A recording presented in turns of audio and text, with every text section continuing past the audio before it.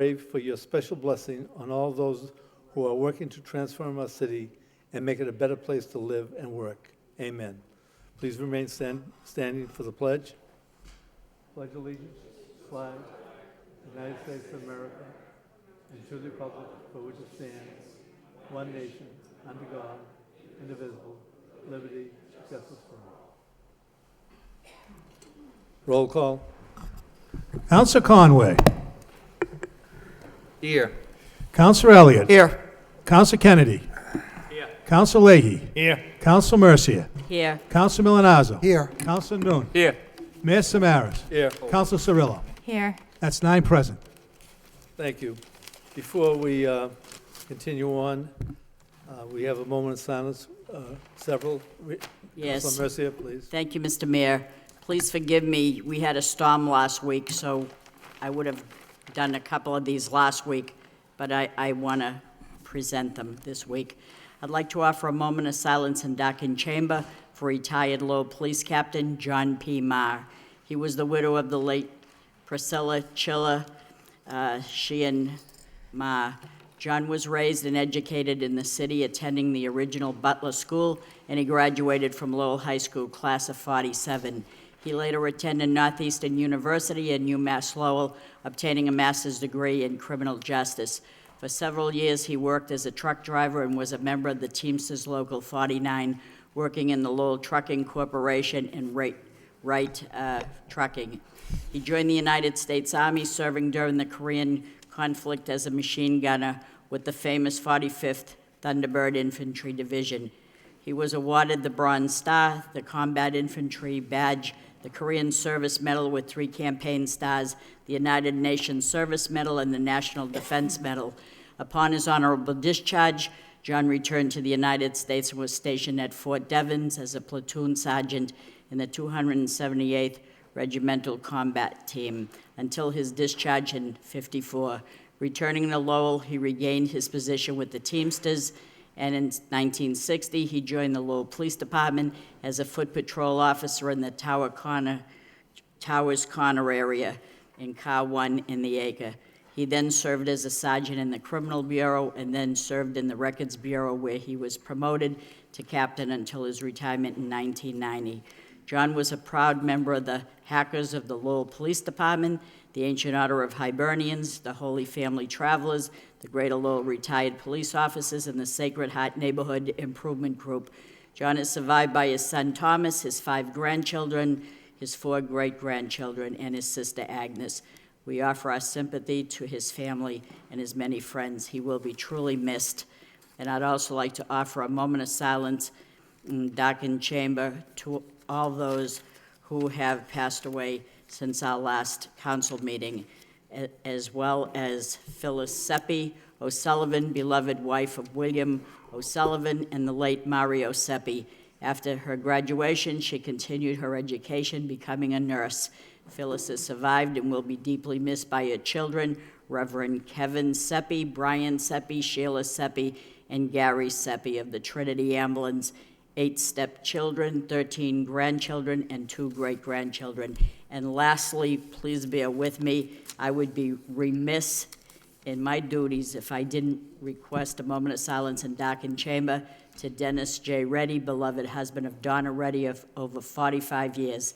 During the Vietnam War, Dennis served his country in the Army Reserves, achieving the rank of First Sergeant. Although his roots and ties are in Chelmsford, Dennis's passion for politics and public service spread into our city of Lowell. Dennis was a co-host of the Town Talk radio show on WCAP and Saturday Morning Live. He was deeply involved with the Lowell Salvation Army telethon every year. I personally participated in his free seminar, How to Run for Public Office. It helped me tremendously that he held this for many years. Besides his wife, Donna, he also leaves his daughter, Karen, and his 2 sons, Kevin and Joe, and his 8 grandchildren. Thank you for letting me say that. They all will be truly missed, as will all those that passed on since the last meeting. Thank you. Mr. Mayor? Yes. Thank you. I'd like to offer a moment of silence for Gerald R. St. Peter, loving husband, father, grandfather, retired Lowell police detective, veteran of the Korean War. He was a United States Marine. He was the beloved husband of Margaret for 58 years. Jerry was a graduate of St. Peter's Grammar School and Lowell High School, where he served as a boy officer, and where he attended the University of Lowell. Jerry was a Marine Corps veteran of the Korean War, serving 4 years as a machine gunner. Marine Sergeant St. Peter received the National Defense Service Medal, the Good Conduct Medal, the Naval Occupation Service Medal, and was awarded an Expert's Badge and Rifle. Jerry was appointed as a reserve patrolman in 1959. He was promoted to permanent patrolman in 1961. Jerry served as a patrolman for 10 years before joining the Criminal Investigation Bureau, where he served until his retirement. He was an expert in forensics, fingerprinting, and photography for the Criminal Bureau. He served 40 years of service with the City of Lowell as a police officer. Besides his wife, Peg, he is survived by his daughter, Patricia, his son, Gerald St. Peter, and father of the late Anne Margaret. He also leaves 9 grandchildren. He will be sorely missed. Thank you. Anyone else? Dim the lights, please.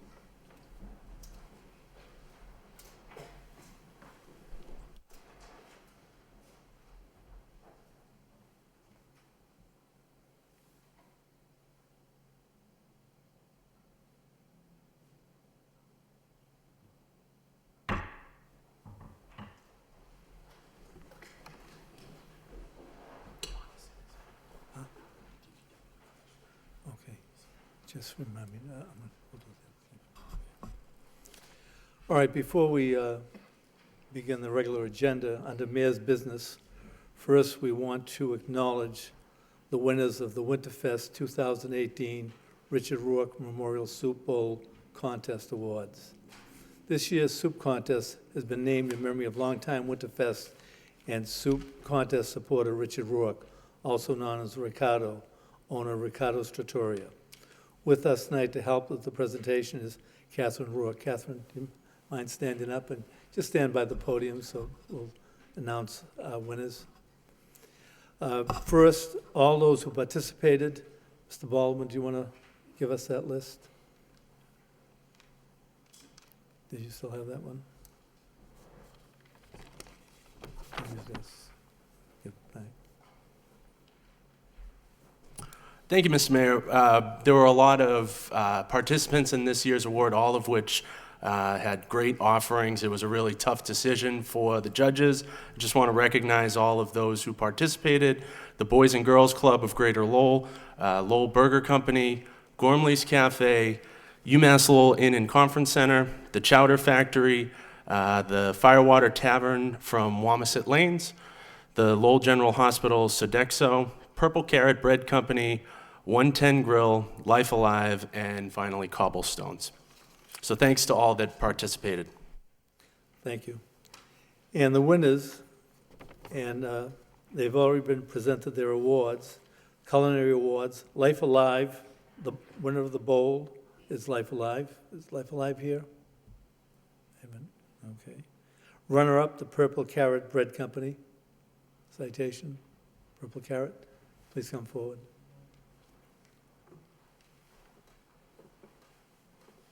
To be acknowledged, and thank you for your participation. Appreciate it. You want to say anything?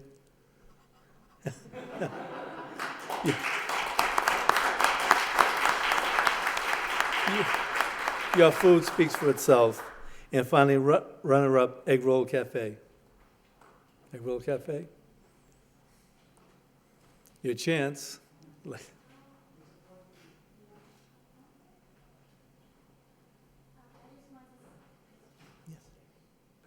I just want to say thank you for letting us participate again. Personally, it's my 3rd year doing it, and I always have fun every single year. Looking forward to all the friendly competition and just eating soup. Thank you for your participation.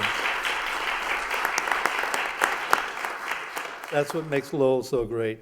And we have the People's Choice Award. First place winner for the bowl was the Purple Carrot. Purple carrot here, again. You don't want to say something this time? Thank you. Go.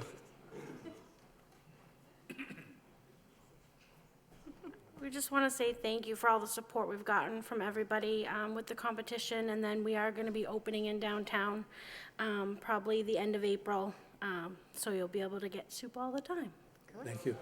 It's going to be 107 Merrimack Street, so it's right on the corner of John and Merrimack where Hypertext was. Thank you. And what was the soup that you made?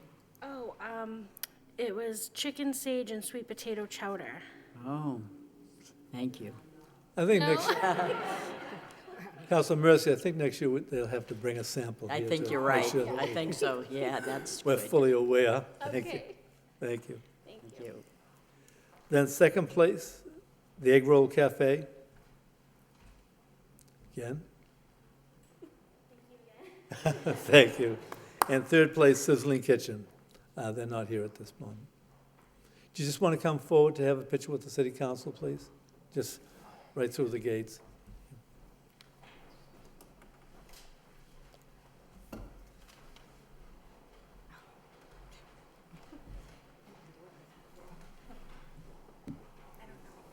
She's coming big too.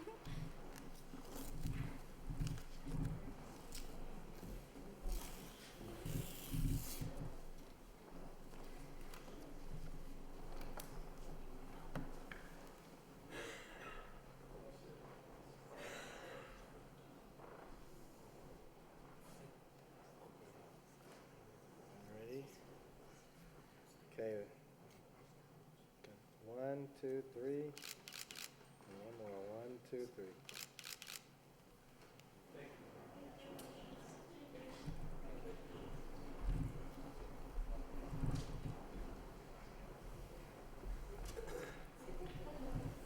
No, it's when people participate like that in our programs, that's what makes the city great.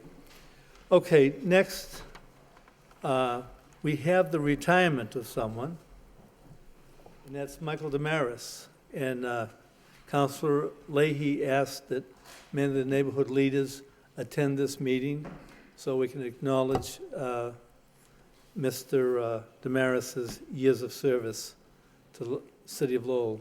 Michael, do you want to come up to the podium, please? While I read this. Be it hereby known to all that the City of Lowell and Commonwealth of Massachusetts hereby offers its sincere congratulations and thanks to Mike Damaris for his 45 years of passionate and dedicated service to the City of Lowell.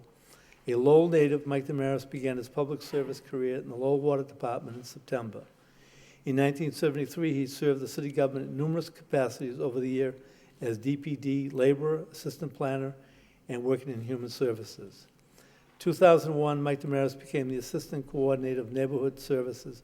In 2004, he was promoted to the coordinator of that department. And he has served in that capacity for the past 14 years. Under Mike's leadership, the Neighborhood Service Department has delivered responsive constituent services to residents and worked collaboratively with the neighborhood groups in improving the quality of life for all who live in the city of Lowell. Now, therefore, I, Mayor William Samaras, hereby offer to all the best to Michael Damaris. The entire city of Lowell is proud to honor and give thanks to this distinguished individual and for his tireless effort working towards making our city a better place. Given this 20th day of March 2018 by myself, William J. Samaras, Mayor of the City of Lowell. And Michael, all of us as city councils have attended many of the neighborhood meetings, and you were the glue that I think held many of these meetings together, and you made it work. And thank you for that. I'd like to give you this. Appreciate the if you have kind a few words. words to say. Yes. Absolutely. Okay. Yes, Councilor Elliott.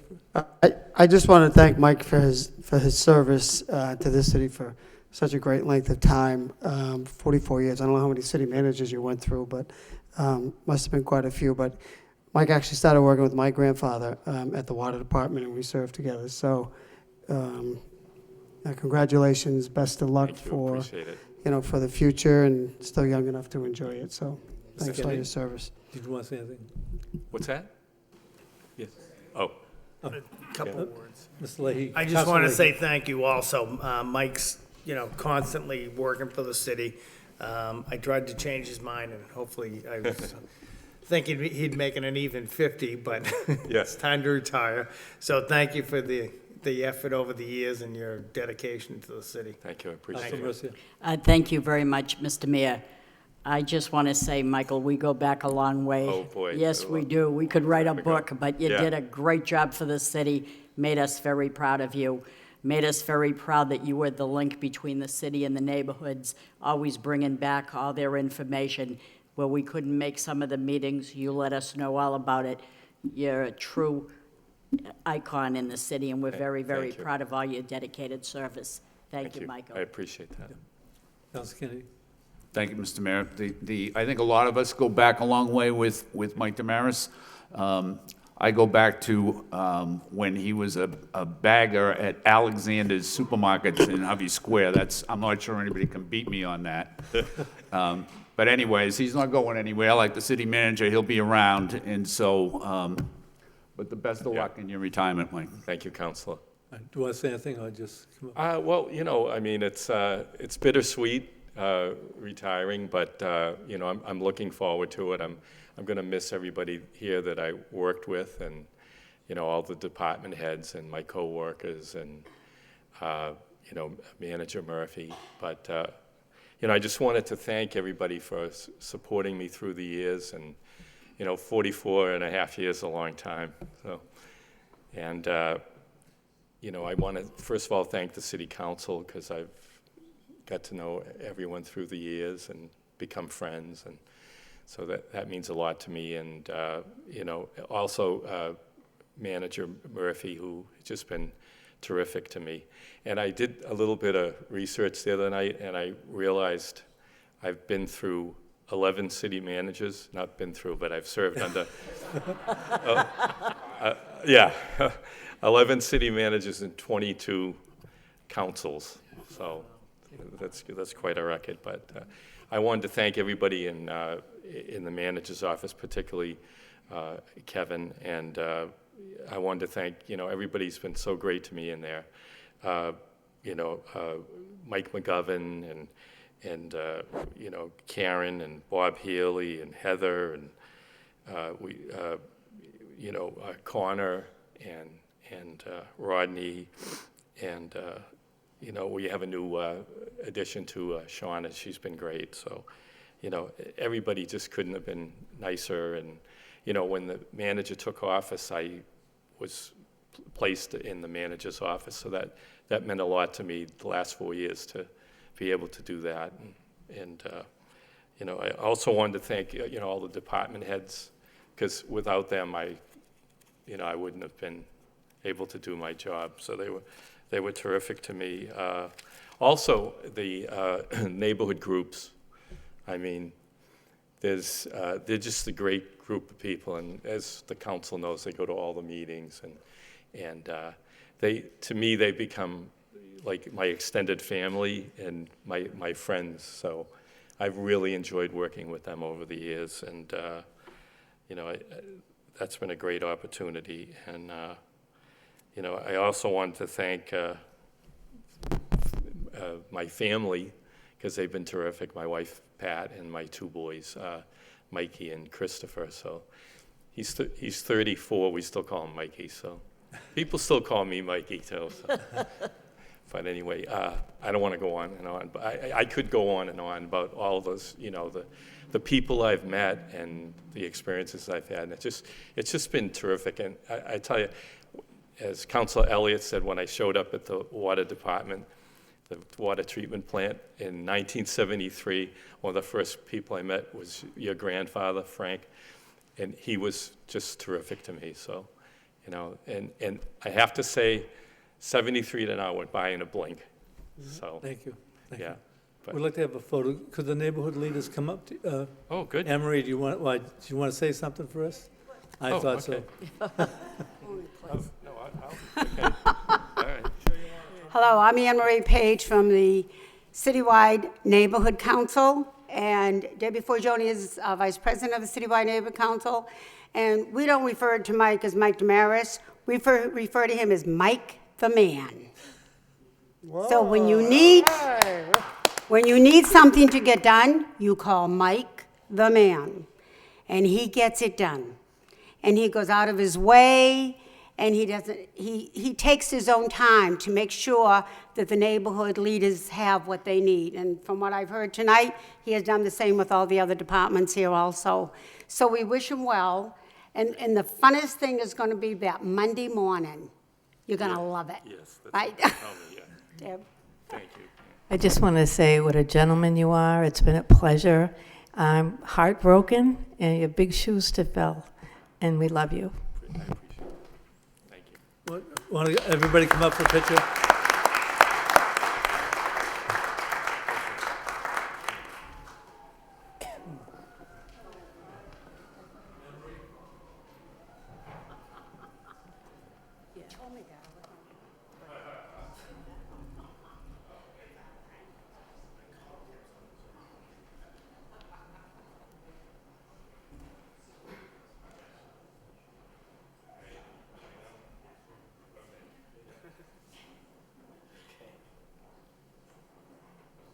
All right. 1, 2, 3. Take a couple more. 1, 2, 3. Thank you.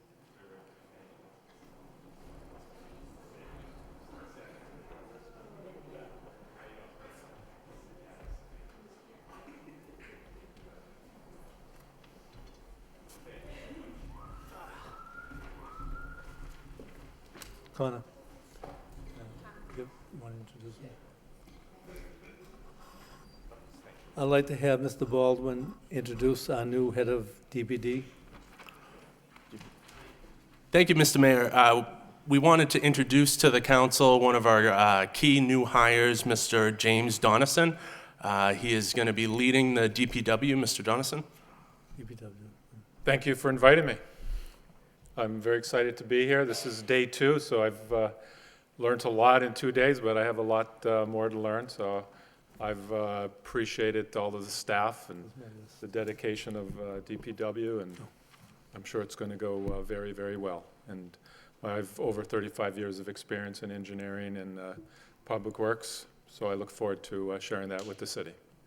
You have your first test, I believe, tomorrow. Well, tomorrow we got a snowstorm, so we'll know. That's right. They're Councilor Elliott, downgrading it. You all set? Oh, good. Thank you. You're welcome. Wish you well.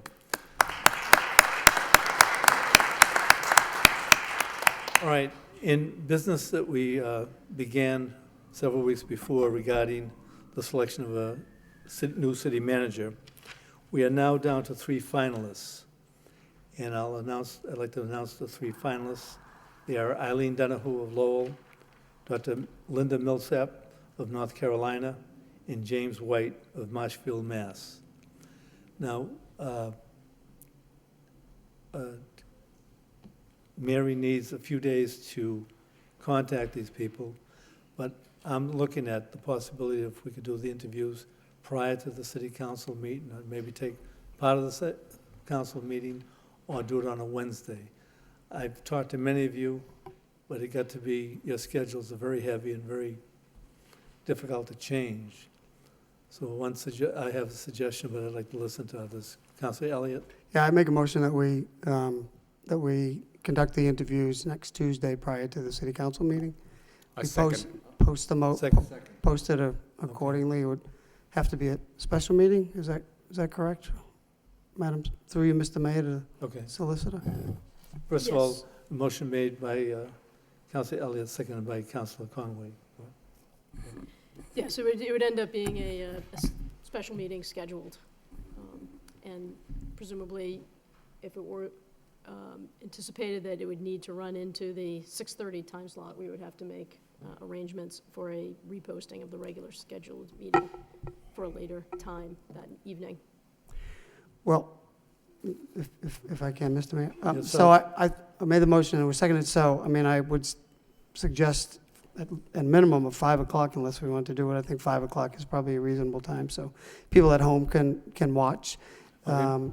In the past, we've done interviews for 45 minutes with a short break in between, correct, Ms. Gallery? So I think we should follow along those same lines, and one of the candidates is presumably going to be contacted remotely. Okay. So And if we have to run into the council meeting, then we run into the council meeting. I think that, if possible, we should try to vote on it All the right, same for meeting. further discussion, we have Council Conway, Councilor Milonazo, then Councilor Kennedy. Yeah, thank you, Mr. Mayor. Just very briefly, would we have some type of a contingency plan? Because ideally, that would be great if we can meet prior to the meeting, but again, after talking to the three applicants, one of them might have an obligation that there's no way on earth they can get out of at that time. So would we do two at that time and then another one, or would we make another? What would be the more appropriate way to handle that? Wait until we can do three of them at the same? Mary, in the past, what alternatives? In the past, most of them, when you're scheduling the interview, they make arrangements to come. Okay, all right, thank you. Is Councilor Milonazo, Councilor Kennedy, Councilor Mercia, Councilor Leahy? Thank you. I do plan to support the motion, but I just wanted to let my colleagues know that we had scheduled a zoning subcommittee meeting for 5:30 that evening. Again, if the members of the zoning subcommittee can meet at 4 o'clock, I can certainly plan to be here for 4 o'clock for the zoning subcommittee in order to meet Councilor Elliott's time frame. We're working on the marijuana ordinance, and there's a July 1st deadline. So we're scheduled to meet March 27th, and then again on April, whatever the next Tuesday, April 3rd is, of the zoning subcommittee. So if we could, through the chair to the clerk, if we could do the zoning subcommittee at 4 o'clock Okay. for an hour, and then that should work. All right, Councilor Kennedy?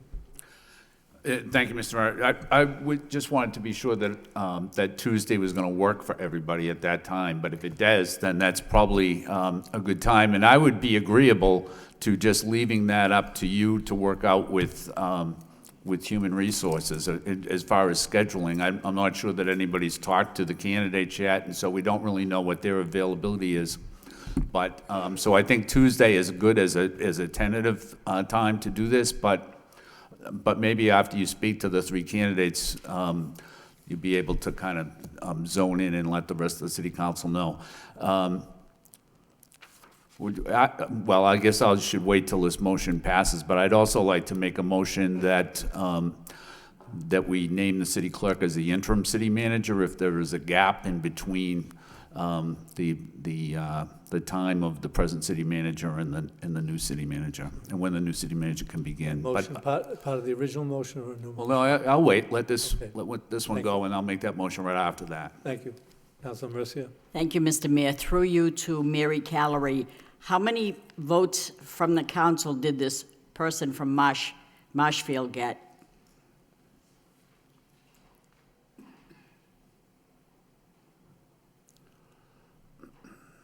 Thank you. 4. How many votes did the person from North Carolina get? 4. And how many votes did Eileen get? 9. So here's my question. I submitted 1 out of the 10. I submitted 1. And I don't know how everybody can sit here with a straight face and go through this charade. And I mean that sincerely. I don't mean it out of disrespect. We downright know that we then tend to favor a Lowellian a little bit more. They get a little bit of an edge. There was a substitute teacher from Dracut. There was a person from Lowell on Corson Street. That's all well and good, but evidently they don't listen to the radio or they don't read the newspaper. So I don't know how they could have applied for it, but be that as it may, it's a free country. But I say to myself, what a waste of time. How can we continue to fool the public day in and day out by this? And I'm going to say it, it's a charade.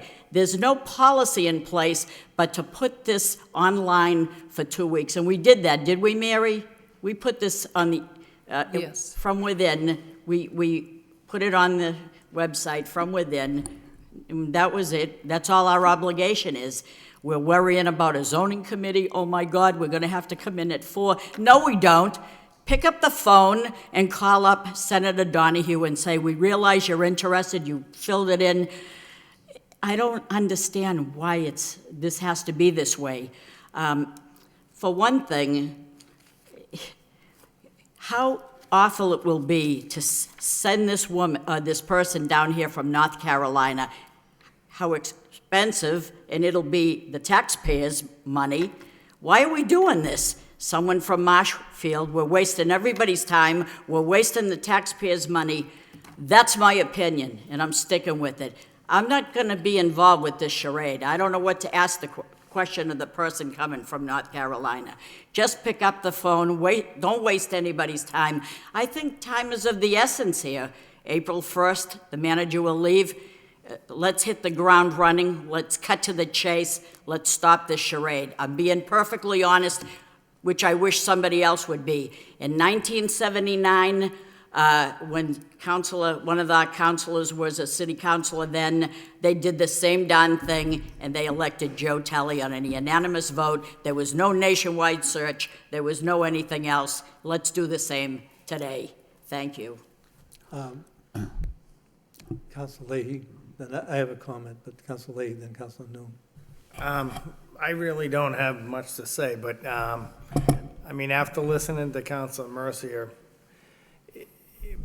because of the selection that we got, I would be in favor of, just hiring who we feel is the best person. And right now, I feel that it's Senator Donahue. So if we did want to not do interviews, I think that would be fine.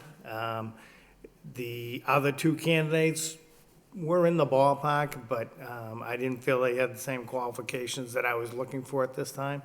So I would be open to that. Okay, I understand. Councilor Noon. Thank you, Mayor. I do intend to support Councilor Elliott's motion. Also will support Councilor Kennedy's motions as well in the event that any of those candidates could not make it on Tuesday. Yes, it is, the council 2 weeks ago voted to have this process. We have 10 people applied for this position. There are 3 candidates being selected to be interviewed. This process needs to go on, open. Yes, of course, I too favor the candidate from Lowell. I want people from Lowell to get a job, really. But to be fair, the process needs to be open. We need to have this interview, and this interview is essential that this interview take place soon as possible. Tuesday, if we have to move the zoning subcommittee meeting, I'm a member of that zoning subcommittee, chaired by Councilor Malinazzo, and I know Councilor Kennedy also agree with it. It is important. Where the marijuana dispensary is going to be, the zoning, the rezoning of it to make sure that it's a proper location for this place. So this zoning subcommittee also needs to go on. And if the committee of this zoning subcommittee want to do it, can do it at 4 o'clock, then let's do it. So that said, the process needs to be open. It's important. It's not a done deal right now. Thank you. Councilor. Thank you, Mr. Mayor. First of all, let me just correct the record. Senator Tully was not elected unanimously in 1979. I believe it was either 6-3 or 7-2 in 1979 for Joe Tully, but it certainly was not unanimous. And there was a process during that time, even though many people forecast that Senator Tully would end up becoming the city manager at that time. I think that it doesn't really matter how many votes people got to be interviewed. They are the people that were selected by most of these city councilors. And I think that you're not fair to them, or you shortchange them if you don't at least give them a shot, an opportunity to present their case. And I think that people expect that. The only reason why everybody seems to think that Senator Donahue is going to get the job is really because of Lowell Sun and the radio station. I don't know that there's too many people on this city council that have made their position known on this. But I do think that in fairness, it's important that the other candidates that have been chosen as finalists have an opportunity to make their case before this council. And to just call them up and say, listen, we changed our mind, we're just going with one person just because the newspaper and the radio station is saying that one person's got all the votes. It just isn't fair. And I also think that people expect that we go through the process. When Kevin Murphy became the city manager, there were 29 applicants at that time. And I don't remember how many we interviewed. Maybe it was 3 or maybe it was 5. This time there were only 10 applicants. That's really just not very many at all. And I was a little disappointed in the response. On the other hand, the amount of time that we spent advertising was somewhat abbreviated, and at least in the local media, it's been widely speculated that Senator Donahue already had the thing all wrapped up. I just think, and I agree with Councilor Noon, I think the process is important, and I think that we owe it to the voters in the city, and we owe it to the candidates that were good enough to put their resumes in and apply for the position, to interview them and give them a chance to make their case. Thank you. I'm sorry, Councilor Cirillo. Yes. She had the hand. Thank you. Next, Mr. Conway. I liken a lot of things to construction because that's the field that I'm in. And when a general contractor needs to sub out jobs to subcontractors, we send so many, the information out to so many subs, maybe 10 subcontractors in each division to get as many quotes as possible. And I liken this to going out and getting the quotes from the subs and the information on the subcontracts. And I feel that this process is so very important because it's not necessarily about who's most qualified, because sometimes you don't take the first person, you don't even take the second person. Sometimes you take the third person because they have personality, they click with the people that are interviewing them. There's so much more than just a resume. And it's so important to meet these people and to talk with them and to get a feel for them. That's what's important. On top of the resume, it is not just the resume. So I feel that this process is important. I think we're doing it right. I wish we did have some more applicants. I studied all the resumes. And I made my choices, and it is the process. And the next step in the process is to interview these people and to talk with them and to get a feel for them and if they are indeed a good fit for us. So thank you. Councilor Conway, thank you. Yes, thank you, Mr. Mayor. I think that I think it would certainly set a poor precedent if all of a sudden we out of the clear blue sky take someone that might be considered very popular, has perhaps been a part of the community, has done a good job, and we immediately take that individual and put that person in that position. You also have to take a look at what does this say about the city of Lowell? Any other job that comes up, whether it's a assistant city manager or a superintendent of schools or whatever it may be, people are going to look at it. People at this level obviously are going to do their homework and realize that a number of people have put their name in, and then all of a sudden on a particular night, they decide to take those 9 individuals that took the time and the effort and the energy and respected the city of Lowell, respected this process, and they hand in that information, do the research. I'm sure each and every one of them has done research on the city, and again, qualified individuals. And then all of a sudden, we make a telephone call and say, by the way, we had a city council meeting the other night. Don't even think about an interview, even though you might have been one of the 3 that have been picked. we're just pushing you aside, and we're just taking one individual. And I think it's being not just disrespectful to those individuals that have applied for the job, but I think it's also very disrespectful to the voters, because I think they look at it and say, okay, is this the new way of picking an individual without going through the process?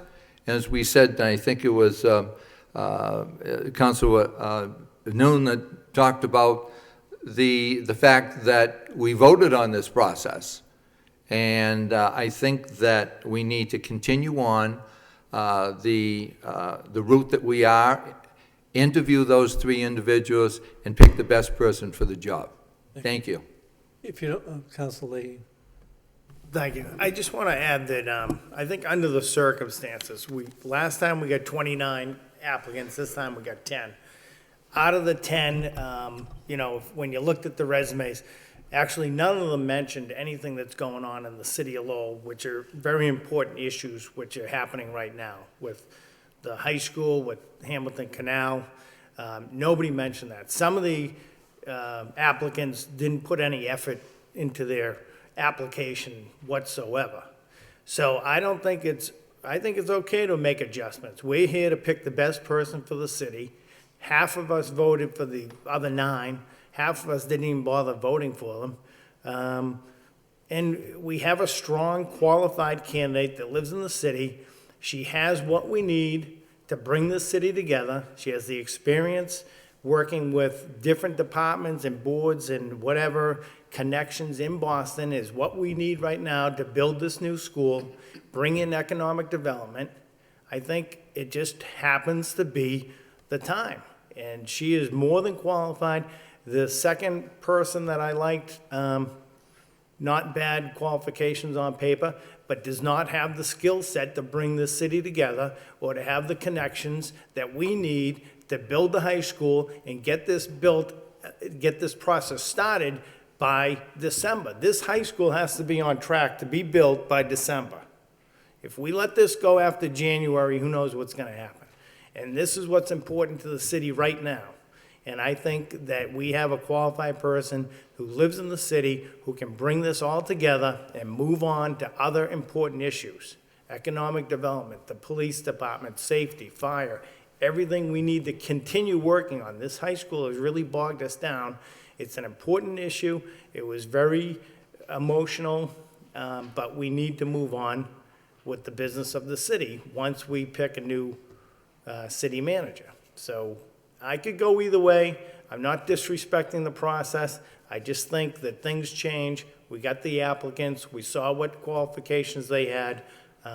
Sure, we could interview 1 or 2, but if we want to keep going and be strong where we're heading, get this process done, I think we just, we could make adjustments. Thank you, Mr. Leahy.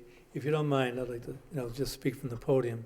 I've been around long enough to have seen literally every process that there is. Okay, but the thing is, as far as I'm concerned, I always have been and always will be a process person. We elected to create a process. We look at only 10 candidates, but if you look at jobs everywhere, there are less and less candidates for the jobs that years ago would have 40 and 50 people apply. But that's just an observation. But what we have to do is, we made a promise that we're going to have a process that will allow for interviewing. It will allow us to look at other people. And quite often, sometimes what we do is, let's face it, we've seen people in our interviews that maybe we didn't want them for city manager or whatever, but we knew there's another job coming up in the department, they would be excellent for that particular position. So it's also a way of looking out there, what type of talent is out there. I think we owe it to the public. I don't consider it a sham. I consider it a process. There happens to be a very talented candidate, and that will always come along. I would cite sometimes that, there are certain positions I've seen come up, and you'd say, well, so-and-so is going to get that position. And all of a sudden, out of the clear blue sky, a very unique, very talented candidate shows up at the last moment. I mean, these things do happen, but I'm for the process. I think we should have a roll call and go from that, then decide on the meeting. Councilor Kennedy? Thank you, Mr. Mayor. I'd just like to say, Council Leahy mentioned that what we want to do is select the best person. Well, the only way to find that out is by doing the interviews. Certainly not by just looking at resumes. You have to do the interviews if you're going to know that you have the best person. So that's all. I just think, I would ask for a roll call on this too. I just think I think it's pretty clear how this is going to turn out, but I really think that it's important that we go through this process. And I think that I don't like it that there are some people on this council that are calling it a sham, or that think that it's just a complete waste of time. I really don't look at it that way. And I don't think anybody else should be looking at it that way either. Thank you. Councilor Mercy. Thank you, Mr. Mayor. I think what the public is looking for is honesty. I just happen to speak for a lot of people that feel the same way. I do think it's a charade. I do think we have the best qualified person, probably in the cloakroom, who knows? But the fact remains that you're just going around in circles. I just feel that I'm not supporting this. I'm sorry, but I disagree. I do not feel this is You have a charade. right to disagree. And that's the point, we do. But now it's, what process shall we do? I'd like to have a We'll roll only call. know that when the person gets selected. Correct. Remember what I said. Thank you. Roll call on the motion, please. I'd like to have the clerk explain what the motion is, so we're I think clear. basically the motion was that, a motion to conduct interviews of the 3 final individuals on Tuesday, March 27th at 5 p.m. Yeah, post a special meeting, and then if necessary, if it include language that if we run into the regularly scheduled council meeting. If I could just address that, Yes. Mayor Samaras. I think what I'll do is I'll post a special meeting for 5 o'clock for the candidate interviews. I will post a regular meeting at 6:30. If we run into time, I think our best alternative, instead of guessing at the time, is we can open up, and correct me if I'm wrong, Counselor, we can open up the regular meeting, suspend it, and go back to the interviews, finish them up, and come back. Correct. And I'll also put a zoning subcommittee on for 4 o'clock. Do we have public hearings scheduled for that day, that night? We may. And so how would we handle that? I think it's handled just any other way in terms, we were supposed to start at 7 o'clock. If there's items that we're in the middle of, then it's going to be after 7. Okay. But I think it's okay to handle in those specific ways. As long as we don't start a public hearing before 7, we're compliant. Councilor Lee? Oh, just to be clear, we're gonna vote on that. When would we vote for the selection, that night or at the next meeting? Oh, it's that night, correct? I did make part of the motion Yes. that we I'll prepare put to that make on as that. part of interviews and selection in terms of that So special we'll meeting. put that under mayor's business for the regularly scheduled meeting. Correct. Okay. Okay, so the special meeting is just going to be the interviews. The regular meeting will be selection of the city manager. Correct. Councilor Mercy? Mr. Mayor, could we separate that vote for the process and then the second vote being the selection of a city manager? Clerk? I don't have any, If that's the motion. I don't have any objection. We can. Okay, the do motion two before the motions. body on this roll call will be interviewing the candidates, respective candidates at 5 o'clock as a special meeting on March 20th. Clear, everybody? Okay. Clerk, call the roll. Counselor Conway. Yes. Counselor Elliott. Yes. Counselor Kennedy. Yes. Counselor Leahy. Yes. Counselor Mercia. No. Counselor Milonazo. Yes. Counselor Noon. Yes. Mayor Samaras. Yes. Counselor Cirillo. Yes. 8 yeas. Mr. Mayor, Yes, go ahead. no objection. I'll make a motion that an agenda item be placed on the regular city's council agenda under the mayor's business to vote on the selection of the next city manager. Seconded by Councilor Conway. Motion by Councilor Elliott, second by Conway. Ready for roll call? Roll call? Counselor Conway. Sorry, can you just read the motion again, please? Back to The me. motion that is before the body now is by Counselor Elliott, seconded by Counselor Conway. The motion is to place an item on the regular city council agenda for March 27th to indicate a selection of a city manager under the mayor's portion of Thank that you. Thank you. agenda. Roll call? Counselor Conway. Yes. Counselor Elliott. Yes. Counselor Kennedy. Yes. Counselor Leahy. Yes. Counselor Mercia. Yes. Counselor Milonazo. Yes. Counselor Noon. Yes. Mayor Samaras. Yes. Counselor Cirillo. Yes. 9 yeas. Mr. Mayor, Yes. I would like to move that we name the city clerk to be the acting city manager for the time period between the conclusion of City Manager Murphy's employment and the beginning of the new city manager's employment. Motion by Kennedy, seconded Seconded. by Councilor Cirillo. Want to have a roll call? Yes, please read the motion. Counselor Conway. Yes. Read the motion. Just read the motion. Okay, the motion was by Counselor Kennedy, seconded by Counselor Cirillo. Cirillo, that during the interim of the end of City Manager Murphy's tenure and the selection and beginning of the next city manager, that the interim city manager will be the clerk, Michael Geary. Roll call. Counselor Conway. Yes. Counselor Elliott. Yes. Counselor Kennedy. Yes. Counselor Leahy. Yes. Counselor Mercia. Yes. Counselor Milonazo. Yes. Counselor Noon. Yes. Mayor Samaras. Yes. Counselor Cirillo. Yes. 9 yeas.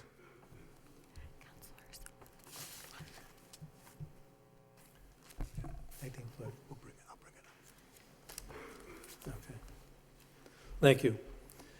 All right, we have the general public hearings, but we'll just do the auditor's business first. 3.1, communication, fiscal 17 audit. Need a motion to accept and place on file by Councilor Elliott, seconded by Councilor Kennedy. Questions? On the motion, could we, if there's no objection, I'd like to refer these to the Finance Subcommittee for further discussion. And maybe just briefly, through you, Mr. Mayor, if we can get just a quick explanation for the people at home watching. I mean, there is a Finance Subcommittee meeting scheduled, I believe, the second Tuesday of April. This can be referred, but just briefly, Mr. Mayor, if that's okay, we can hear from the auditor. Certainly, through you, Mr. Yes. Mayor. As City Council is obviously well aware, they received 3 different reports from the outside audit firm Powers and Sullivan. They were on site on the City Hall for their work throughout July, as well as basically the whole month of October. They also did a great deal of interim testing in the meantime. The reports that they put together do show progress the city has made financially. The first report that you receive is the basic financial statements. One of the most important pieces of that is their opinion that in all material aspects, the financials by the city are presented fairly.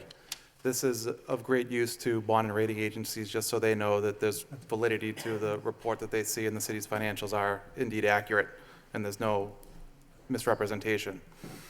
It should also be noted in the financial statements themselves, the statement of net position and the statement of activity do show progress made by the city. The general fund increased during last fiscal year, approximately $1.5 million. This is through a great deal of effort on the city to minimize expenditures, as well as working within their means. Within the financial statement, there's also the notes and supplemental information, which do contain a great deal of detail and kind of in the weeds information that you will see for long-term debts, liabilities, retirement, contributory expenses, that sort of thing for pension, as well as other post-employment benefits. The second report's a management letter, which we'll get into more detail later, but I do want to just simply note that the city, through the work of the finance office, myself, and variety of departments, cleared 12 of the comments on there from there were issues in past audits. So those are removed, and there was a great deal of work that went into that. The last report that you received is the schedule of expenditures of federal awards. This is just essentially the audit's oversight to ensure that the grants the city receives as a pass-through entity goes through and is distributed as needed, and there's oversight to ensure that the work is done properly. Thank you. Councilor Mercia. Thank you, Mr. Mayor. Through you to Brian Perry. On the management letter on page 5, it talked about school grant management, and it talked about the Lowell Public Schools that received a significant federal education grant.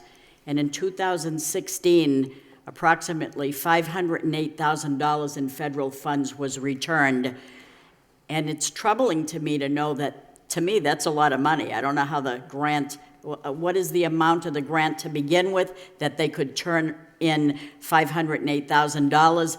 But then again, in 2017, the last fiscal year, they turned in $807,000 of grant proceeds. That to me is like, why are you applying for a grant and you're turning a lot of that in? So why were these grants funds returned? What are these federal funds monies used for? I want a little bit of information as to these grants that it seems like a lot of money being returned and not used when we certainly, I know that this is the city council, but through you, Mr. Mayor, you're the chair of the school committee, and I want to know a little bit more about these. We probably will have more information. You will. Okay, please let us, the city council, know that. I've asked for some of that information. Okay, and I have another question as well. And I know that Nick Navin is here as well, because the city uses a third-party vendor when it comes to receiving parking ticket fines. For example, you can come here and pay your parking tickets, or if you happen to go to the registry and you're applying for a driver's license renewal, or you're putting in some insurance, and if they see that you have some question with not paying your parking fines, you can pay it at the registry. So if the ticket becomes flagged at the registry, you can pay at the registry. So the city has an outstanding receivable balance. I want to know about that. And it says that there's three areas where you can, a third-party system, you can log into a third-party system. Where else are they paying these parking tickets? And why are we not getting the revenue here from the registry or whatever? Do we have an answer on that? Because I want every dime coming back to the city that's owed to the city. We are receiving the revenue for that. That's not the issue. The issue was simply the communication between my office, the treasurer's office, and the third-party vendor to be able to simply balance a receivable so we know the accurate figure of what we are still awaiting receipt for. Oh, so the outstanding balance that's due. Exactly. So we're not getting gypped or? No, not at all. Okay, well, that's all I want to know. Thank you. Councilor Cirillo? Hi, yes, thank you. Thank you for the reports. I'm looking at the management letter, and I'm looking at the last page, page 8, and I see recommendations with regards to purchase order dates, late invoices, and treasurer's cash draw over under policy.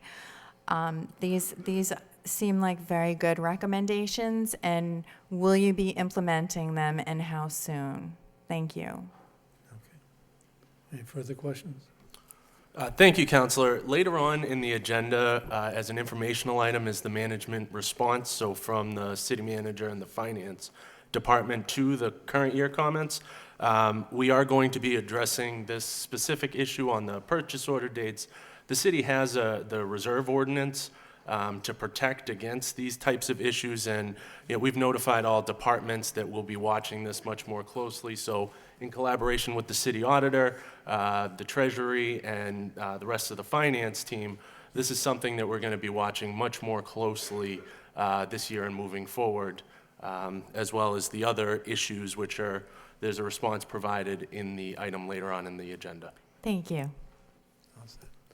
I just need a motion for Councilor Elliott, a second for Councilor Elliott to forward to the Finance Committee. I second it, Mayor. Oh, you did, I'm sorry, that's Councilor Noon, thank you. Okay, I just want to go back to the minutes of the meeting from last week. Minutes of Neighborhood Subcommittee, March 6th, City Council meeting, March 6th, for acceptance. Motion to accept and place on file by Councilor Elliott, second by Councilor Mercia. All right, 3.2, informational, fiscal 17, Schedule A. Need a motion to accept and place on file by Councilor Mercia, second by Councilor Noon. All right, we're now going to the general public hearing. Okay, Colonial Gas, National Grid requests license for storage of flammable flammables, 19,600 gallons at 33 School Street. Second reading. Okay, just go off the agenda. So I'm now going to open up the hearing. Those who are in favor? Chief? I'd just like to say I'm in favor of this motion as well as the next one. These two tanks are going to be safe. They're in a good location. They're combustible liquids. You know, if you tried to light them on fire, you'd have a difficult time lighting them. So they're both safe, and I support both of these motions. Okay, thank you. Anybody else in favor? All right, we've closed that portion of the hearing. Anybody in opposition? Anyone in opposition? Anyone in opposition? Hearing closed. I need a motion to adopt. Councilor So moved. Noon and Councilor Kennedy, second by Elliott. Any discussion on this? No. Roll call. Counselor Conway. Yes.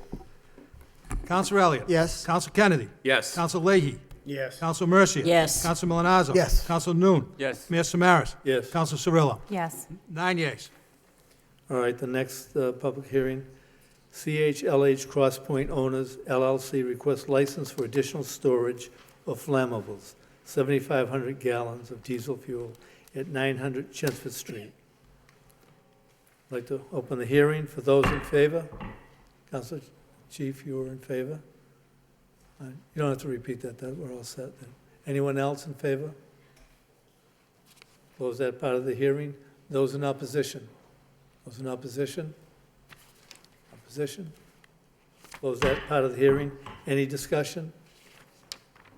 Roll call. Need a motion, Bill. Motion to. Motion to adopt The accompanying. by Councilor Mercia and seconded by Councilor Noon.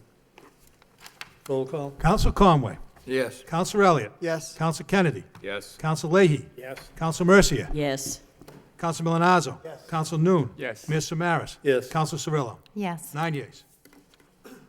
All right, we'll get through this. Okay, ordinance to create one new giant positive resource room, navigator, and establish salary in the Career Center of Lowell. Open a hearing for those in favor. Those in favor? Good evening. My name is Nancy Gagnon. I'm the manager of the Career Center of Lowell. I know that you have a full agenda this evening, so I'll just give you a brief overview of what we're asking of the position. The Career Center has various grants that we're servicing a diverse population of job seekers with multiple barriers to employment. So we're looking to add a navigator to our resource room who will help this population with creating marketable resumes, researching the local labor market trends, completing online applications, and several other job-related activities. So that's really an overview of it. If anyone has any other questions, the one most important thing is this position will be funded fully by the grants, and no money will come out of the city's budget. Anyone else who wants to speak in favor? Thank you. Those in opposition? Anyone in opposition? Anyone in opposition? Hearing closed. Any discussion from the floor? Move approval. Okay. So move approval to adopt.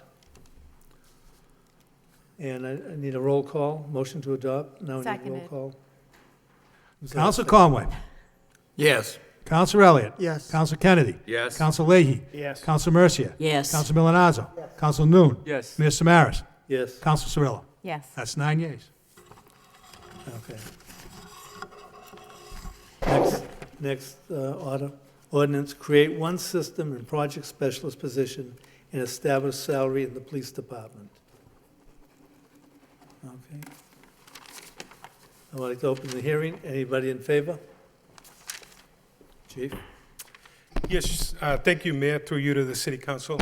I'd respectfully like to request that the City Council adopt this. This is a position that a previous sworn personnel, Officer Mark Trudell, for many years functioned in this capacity. He was in charge of special projects within the police department, also undertook things like the maintenance of the facility and increasingly technical areas such as the new surveillance camera system that we're rolling out across the city.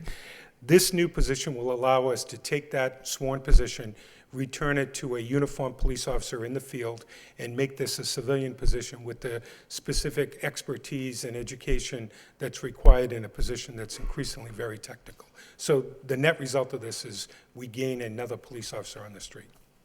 Perfect. Any further discussion on that? Okay, thank you. Anyone else in favor? Anyone in opposition? Anyone in opposition? Hearing closed. Need a motion to adopt? Motion to adopt. Councilor Elliott, seconded by Councilor Mercia. Mr. Mayor, just a quick question, through you to the Chief Financial Officer. So I do recall when this was brought forward a couple of weeks ago, this is a new position. We are putting a new police officer on the force. Is there a net savings from well, it's a new position, so it's going to have to be funded through the existing police department?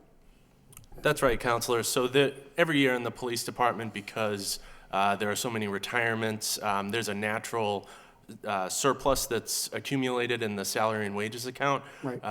We'll be able to fund this position for the remainder of fiscal 18 Right. using that surplus, and then it will be part of the budget for Right. fiscal No, 19. I think it makes sense. I think the chief explained it very well, that we'd rather have a police officer that we train on the street rather than, doing system analysts or system management. So I think it's a good idea. I just want to get a clarification. Excuse me. Thank you, Mr. Mayor. Thank you. Any other discussion? Roll call. Counselor Conway. Yes. Counselor Elliott. Yes. Counselor Kennedy. Yes. Counselor Leahy. Yes. Counselor Mercia. Yes. Counselor Milonazo. Yes. Counselor Loon. Yes. Mayor Samaras. Yes. Counselor Cirillo. Yes. Motion passes. All right, utility public hearing, National Grid requests installation of heavy-duty hand-hole and electric conduit in front of 43 Market Street. Okay, open the hearing. All those in favor? Those in favor? Good afternoon. My name is Frankie Tejada. I'm the developer, 443 Market Street. I've been here before. I'm here speaking in favor of this utility. As you guys know, that we're in the final stages now.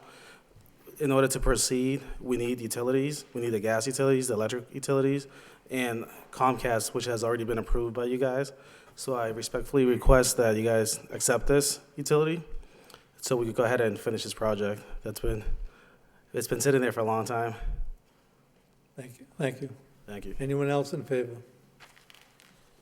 Ken Dovey, National Grid. I'm here as well. Thank you. In favor? I'm Joe Cady from the Engineers Department. I'm speaking in favor of this. It needs to get put in for this project to go forward. Thank you. All right, that part of the hearing is closed. Those in opposition? Anyone in opposition? In opposition? Hearing closed. I need a motion to refer to wire inspector for report and recommendation. So moved. By Councilor Kennedy, second by Councilor Noon. Thank you. Motion passes. All right, we now have communication from the city manager. We have abandoned properties. Councilor Elliott. Thank you, Mr. Mayor, and thank you, Assistant City Manager, for the report. It's a thorough report, and it touches on a lot of the issues that we have been dealing with when it comes to abandoned properties. And the city does have some tools, and I think it's good that we're using them. I do have one question before I talk a little bit more about it. Because item number 2, there is a reference to the city either goes through the demolition process when the abandoned home or structure is deemed unsafe. But what is it that, I don't know if anybody's here from, Eric's here. What do you mean by when you say we try to put it into more productive use? How can you give me an example of that? I'm just having a hard time processing exactly how we do it for some, but yet we can't get, because quite frankly, there's 238 properties. Of those, 80 have been categorized as abandoned, truly abandoned, which that 238 still is it's clearly a troubling number. Not that 80 is any better, but I did go through the list and I saw, was it 99% of them are lending institutions that have them. I thought there was one or two that seemed to be individually owned. But first question is, how do you move it off into more productive use? Right, so there are a couple of different ways that we do that.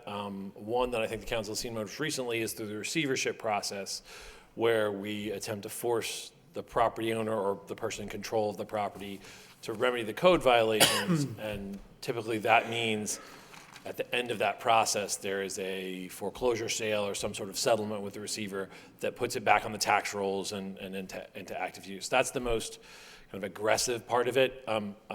We also, in rare situations, I think we recently did one on Lawrence Street, where we mandated demolition of the property.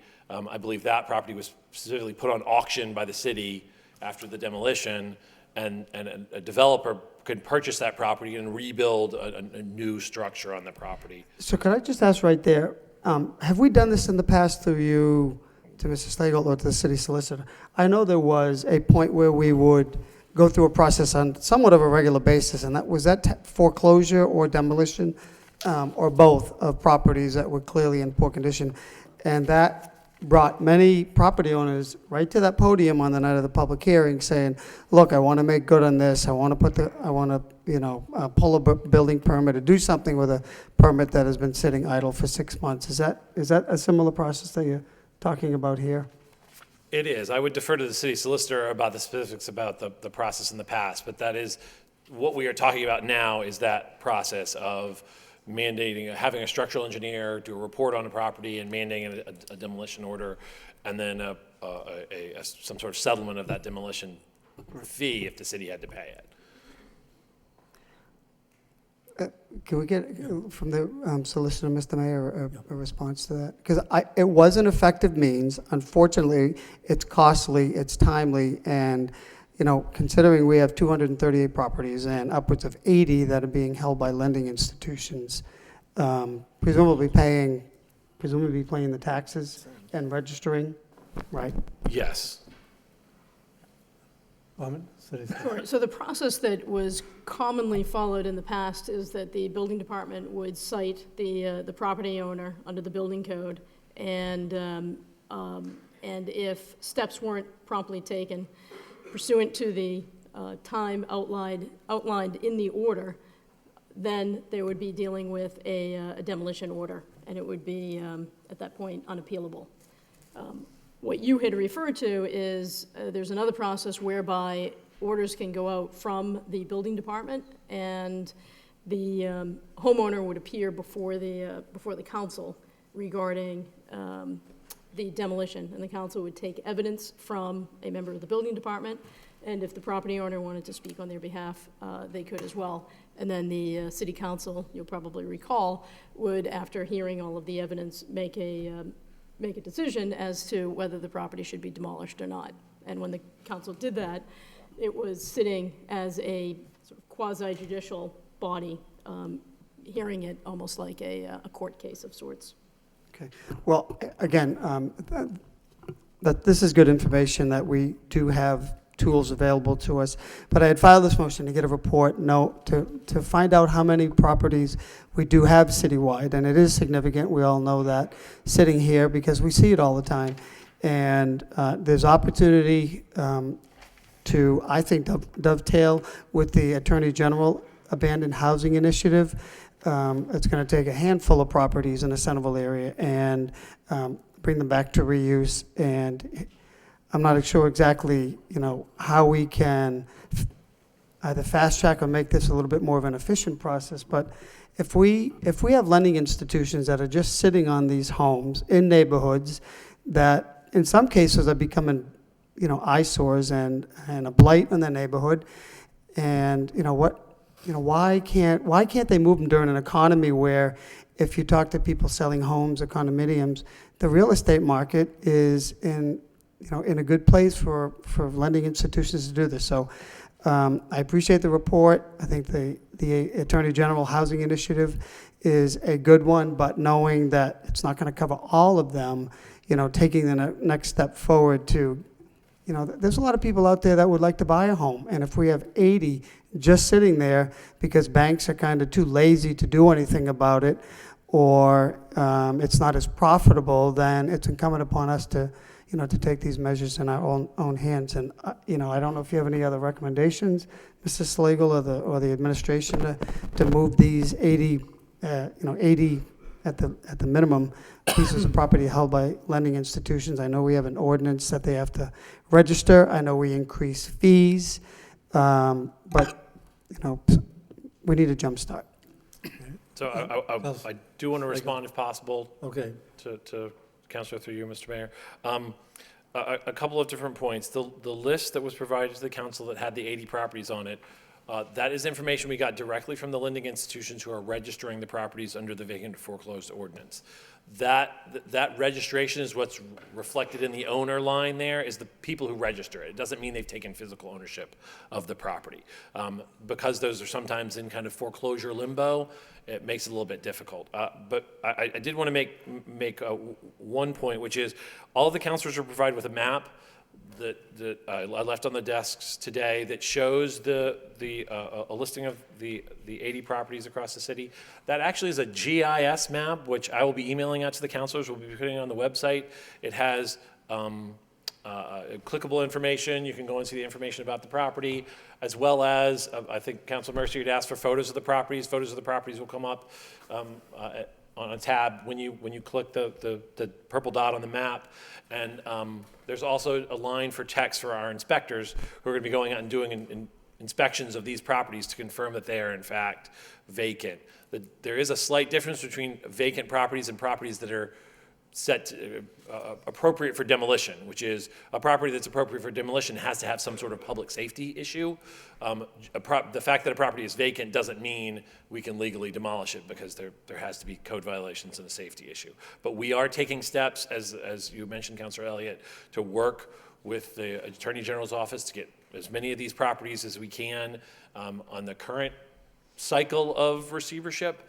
And we will be taking steps either through the Attorney General's office or hand in hand with the City Solicitor's office, if that's the tack that the new city manager takes, to try and increase the number of these properties that we can get into a more aggressive posture with using receivership as a tool to get them back on the market.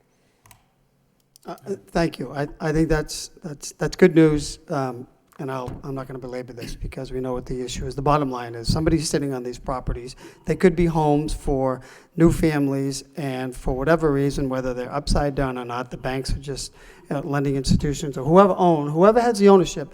They're in our neighborhoods. They're throughout the city, and it's something that I'm glad we're moving on, and that we have to continue to work at. Thank you. Thank you, Councilor Noon. Thank you, Mayor.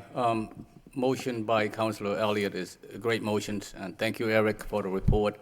Out of those 238 property that you indicated that registered since January of 2017, how many of those are bank-owned, as you indicated? Is it 80 or more? The percentage of bank ownership is not something that we typically determine during the vacant foreclosed process. Okay.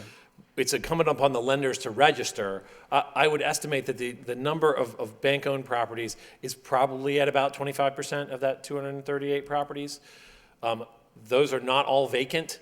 The banks sometimes foreclose on the properties, and then they either because of an issue with the former owners, the properties are still being occupied, or they're being occupied by tenants. If the properties were not single families that were owner occupied, they're being occupied by tenants. And so that is merely an estimate. That number changes all the time based on when a foreclosure sale happens and when the lender files that foreclosure deed, and sometimes those are not. So those 80 registered vacate property that bank owned, it could be more than that bank owned, is that correct?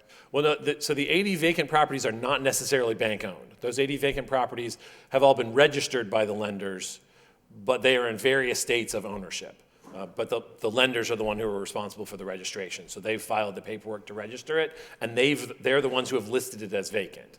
And we as a city could, through the pilot projects that was announced a couple months ago by the Attorney General office, could push this in the direction of the pilot project with the AG office. Is that correct? Right, so we're trying to again, the AG's office is targeting Centerville, so we are working with them to make sure that as many properties as possible in Centerville get into this program. We have not had final discussions with the Attorney General's office as what's going to happen after they're done with the Centerville properties. And so after that happens, we'll make a determination as to whether or not that's something that the city will be taking on, or whether that's something we will continue to be working directly with the AG's office and they'll be handling for us. So how many of those 80 of the property that are vacant are located in Centerville at this point? I mean, I estimate it's probably around the between 15 and 20. Those are the ones that we were targeting during the original Centerville kind of sweep through the. So what are the timeline? What are the timeline in terms of the taking or the taking, meaning the receivership, the process? The Attorney General's office right now is preparing to file, and may actually have already filed for some of the receiverships. They are also getting, not surprisingly, several of the property owners responded quickly when they got letters from the Attorney General's office suggesting that their property was going to go into receivership. And so a good number of the properties have already come in and pulled building permits to do the remedial work that they needed to have done to bring the properties back up to code. So that's from our perspective, that's just as good as having a receiver do it, as having someone come in. So we are working with the AG office to proceed with this, is that correct? Absolutely. Thank you. Councilor Kennedy. Thank you, Mr. Mayor. Through you. Just a clarification, my understanding was that when the people were here from the Attorney General's office, when they were discussing the program or announcing the program to us, that they made it pretty clear that it was a pilot program. And when we asked whether or not additional properties could be added to the list, they said, no, not at this time.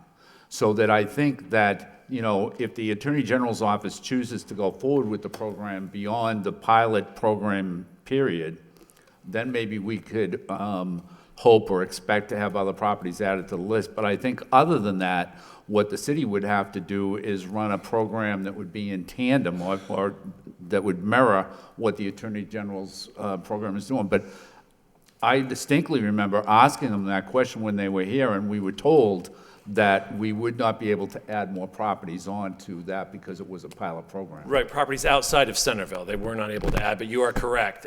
With properties outside of Centerville, right now that is not part of their scope, but they were able to take on if we found any other properties in the limited target area that they had selected. I don't remember that being the case, but probably you've had more communication with them than I have since that period, and so maybe that's true. But I know that I asked the question, can we add more properties? And there was no distinction of whether they could be in Centerville or anywhere else in the city. But maybe you could get us clarification on that. Just sure. Just so you know, I did ask that specific question because I was concerned, and they indicated to myself and to the city manager that they were speaking about adding more properties across the city was not something they were able to do, but I can get a further clarification. So how difficult would it be for us, for the city, to do the same thing as what the Attorney General's office is doing? Let's say that we chose a neighborhood, I don't know where, but let's say that we chose a neighborhood and decided to do the same thing in that neighborhood, and we just went neighborhood after neighborhood. Would we be able to do the same thing that the Attorney General's office is doing, and how much would it cost and how long would it take? That's a really hard question to answer, in part because it has to do with resources in multiple departments, including the law department and our department. We are working with the Attorney General's office, but they are also doing a lot of the inspections themselves. Right. As far as finances, if we did it all in-house, I don't think it would cost us any more other than whatever the filing fees are in housing court.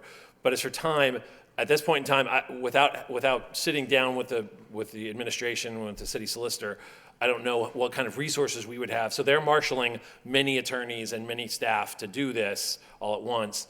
I don't know whether or not it's realistic for us to marshal the same number of people that they have. So we might be able to do it on a more piecemeal basis.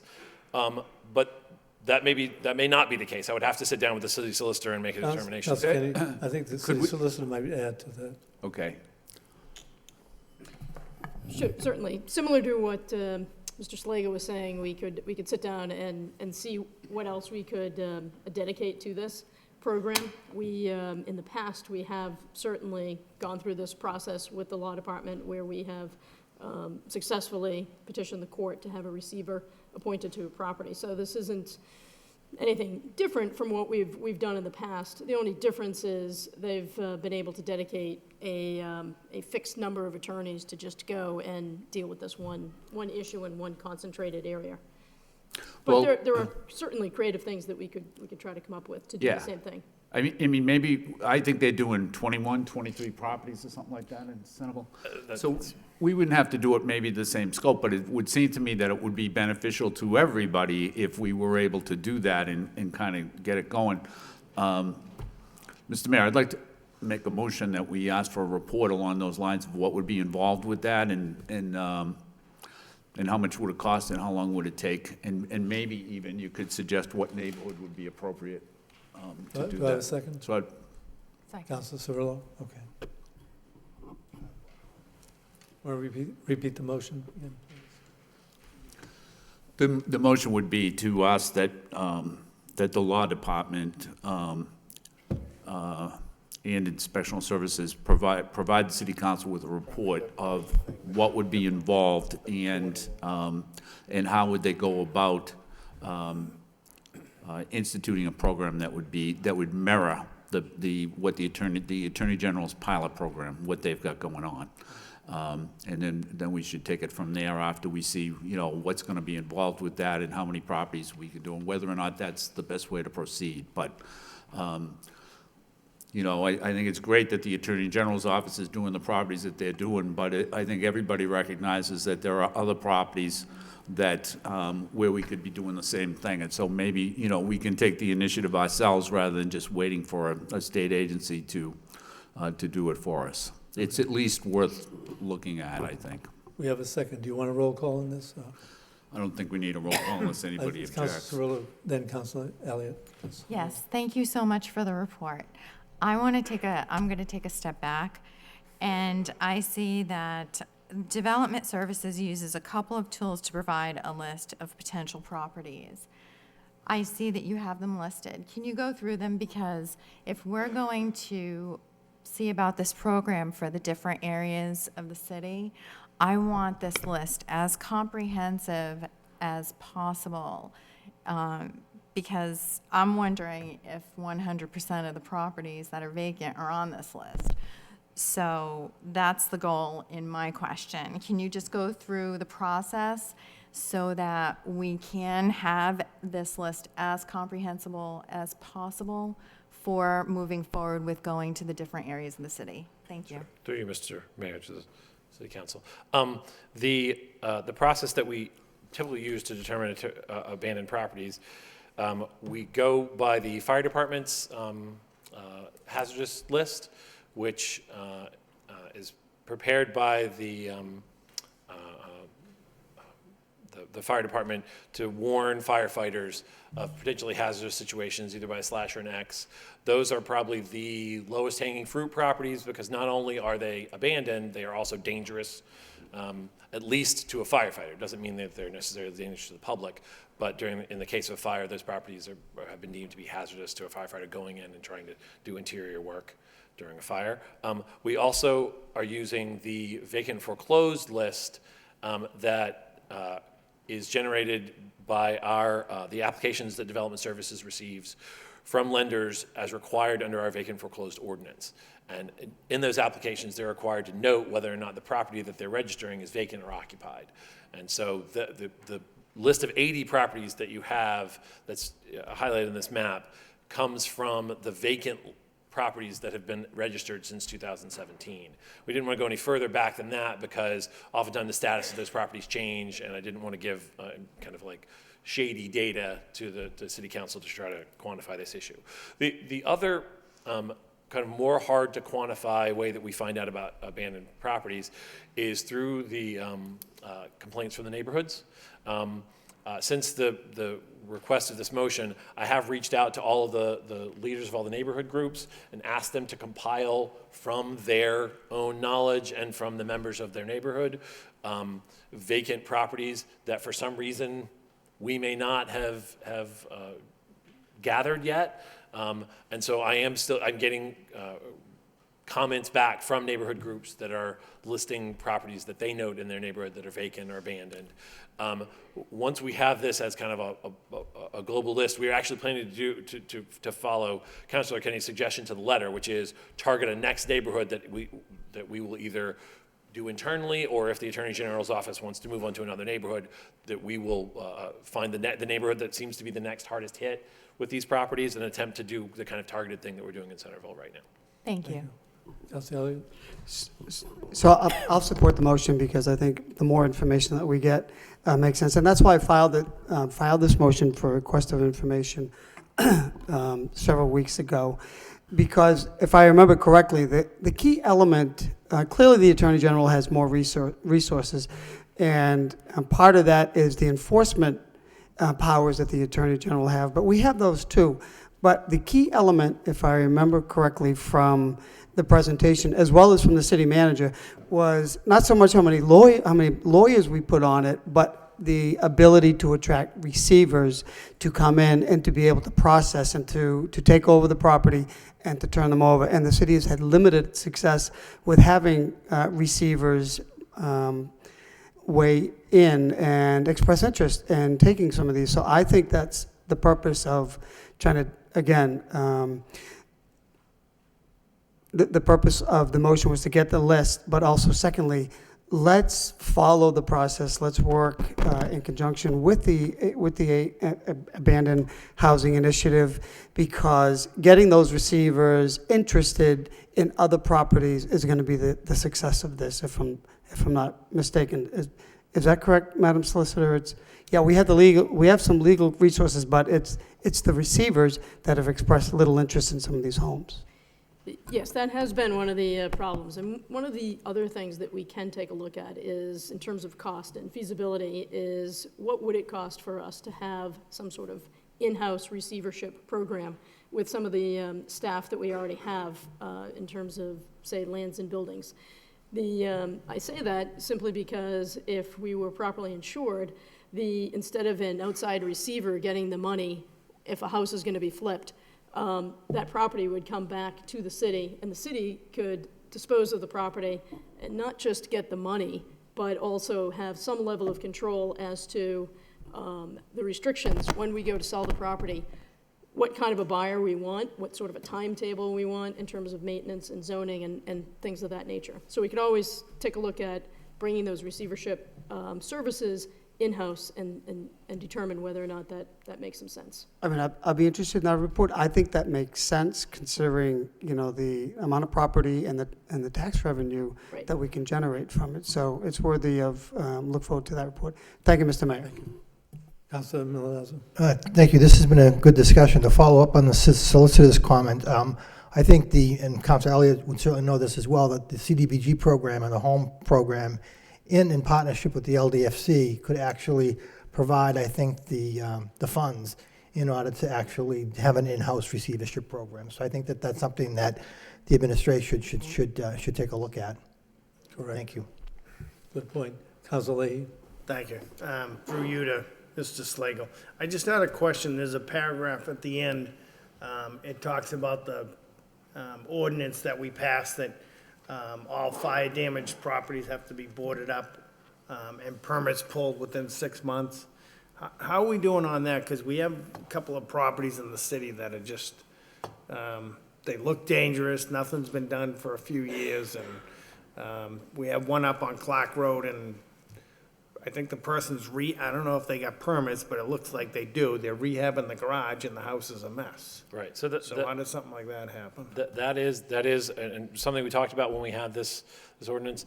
There is there's ongoing litigation, my understanding is, between the homeowner and his insurance company about coverage for that loss.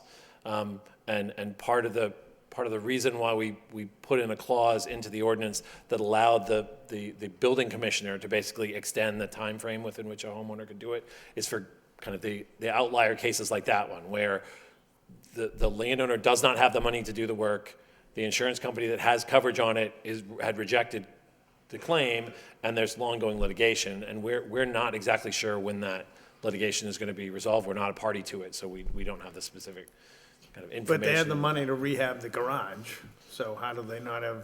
Well, I think he pulled the permits to do work to rehab the building, so he has permits to do the entirety of the building. He has the building permits. He's just doing it at piecemeal as he has the money because he doesn't have a settlement with the. All right, and that's not I mean, I guess they don't want to get into be technical about it, but that house looks like it's ready to fall The down. building commissioner is on top of that one, and he's been out to the property multiple times and is dealing with the property owner specifically on that one, because not just because of the issue, but he knows it's in front of the city council, and you guys are concerned about it. Thank you. We're all set? Yeah, Councilman Miller. Just to follow up on Council Leahy's comments regarding Clark Road, I would think, with all due respect to the Inspectional Services Department and Commissioner Shanahan, that we should be able to go in there and lien them and fine them on a daily basis, because what's going on there, in my opinion, is a detriment to the neighborhood. I mean, it's been like that now for a long time, and Council Leahy's right, they're doing work on the barn in the back, and the fact that they're fighting with their insurance companies should not be our concern. Our concern should be the safety of that neighborhood and what goes on with the neighbors. So, I mean, I think that the Inspectional Services Department, through Mr. Shanahan and your department, could go in there and say, this is our line in the sand, and we're going to demolish the building. We'll come in and we'll demolish the building and we'll lien the property, because at the end of the day, it's just a detriment to that neighborhood. So, I mean, I think that that's something that really needs to be looked at. Councilor Kennedy? Yeah, thank you, Mr. Mayor. That, Councilman Milanazzo is absolutely correct. That's gone on for well over a year. That's a long, long time. And I don't know what kind of communication he's had with the city, but basically that house, the house itself, and it's a single-family neighborhood, the house is still open. They've never closed that up. So you can see right into that house. And what he's doing now, my understanding is he's turning the barn into a dwelling and cannibalizing the house to use on the barn. But also, if you go to the back of the property, there's a lot of debris back there that wasn't there, more than a year ago. So that it's turned into quite a bit of an eyesore for all of the neighbors in that area. But, and I've talked to the city manager about that particular property probably 2 or 3 times. I think I've talked to you about it as well. And, I mean, we should have to hear from the insurance company if there's an issue like that, or there should at least be some sort of resolution. There should be a plan of what he intends to do, because I don't think anybody knows what he intends to do. But it doesn't make me feel confident that he is cannibalizing the house to do renovations on the barn. Well, I wasn't prepared to have a conversation about that particular property. I haven't talked to the building commissioner about it, but I can certainly get the information and get it back to the city council about the specifics about that property and the steps that the building commissioner thinks are appropriate to go forward. Okay, thank you. Thank you. Any We have further questions? a vote on the motion? Okay. Read the motion, please. Motion was made by Kennedy, second by Cirillo, to request a report from the Law Department and Inspection Service regarding costs and procedures it would take to set up a program that runs similar to the Attorney General receivership program. But there was more. Okay. Okay. It's passed. Thank you. Okay, next, policy to take home vehicles. There's no right opposed. Councilor Noon? I do have a question. The report is very helpful. I know that the way the report identifies is in 2 categories with regard to the city policy take-home city vehicle. One is defined as commuting use. The other is full use, meaning it's on-call, manager, chief, police, fire, and whatnot.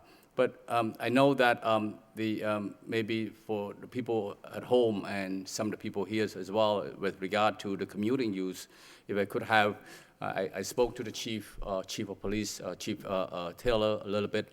It's very helpful, the explanation he gave to me, and maybe he can do it right now, so that people at home and people here understand why there's a need to have a commuting use of the city vehicle. Thank you, Chief. Yes, through you, Mayor, to the City Council. We have a number of police officers that are assigned take-home vehicles, and the reason, the logic behind it, in their particular assignment, allows them to respond directly from their home to a critical incident. One example would be we have 2 K-9 officers. Each one of those vehicles is specifically and specially outfitted with K-9 cages, and on a continual basis, they need to report directly from their home, transporting the dog from their home to a critical incident. We also have officers that are assigned to a regional SWAT team, and without getting into the details, obviously, they need to respond immediately from their home to critical incidents in the general area. In addition to that, there's some detectives, supervisors that need to respond, and the other component would be, we have I believe it's 3 officers that are assigned to regional and federal task forces that have vehicles supplied to them, in some cases by the task force, in some cases by the city, and those would be vehicles that they need to respond directly to incidents around the area. Any further? Thank you. I think the fire chief also want to respond to it as well. Chief Winwood. Thank you. On the fire department, we have 5 take-home vehicles. I have one. We have 2 arson investigators that respond to suspicious fires, either at night or on the weekend, and they can respond quickly from home. And we also have 2 deputy directors of emergency management, George Rose and Paul LaChance, and they respond from home to different emergencies around the city. They'll set up a shelter at night if there's a fire or a cold snap or some flooding. We all attend different meetings at night and weekends, so the take-home vehicles are very important for us. Thank you. I think the response from both chief is very helpful. I think that the use of the city vehicle is for the good use.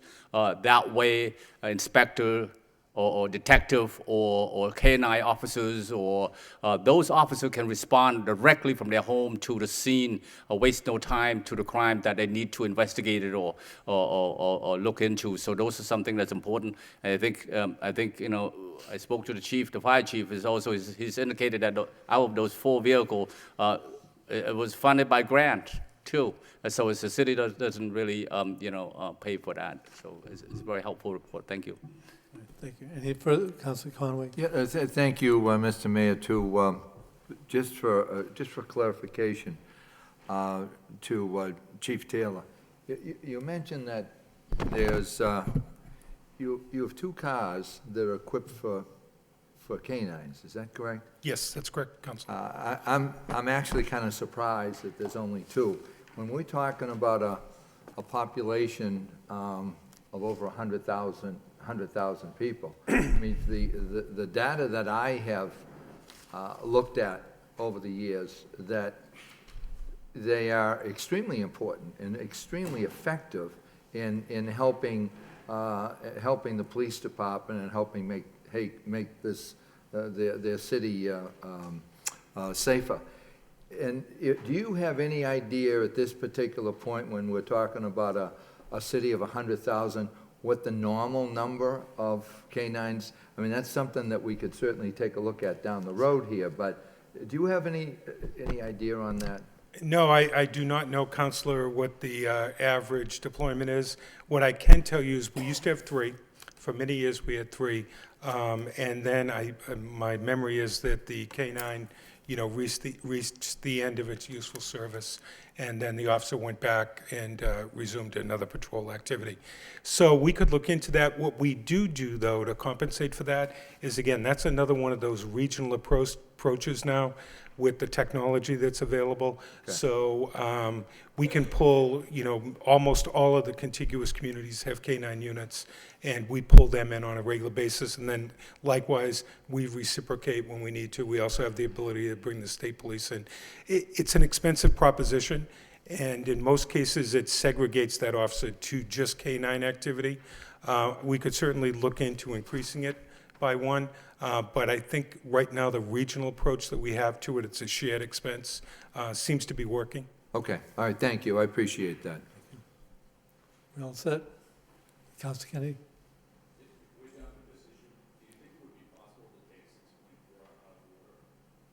Sure.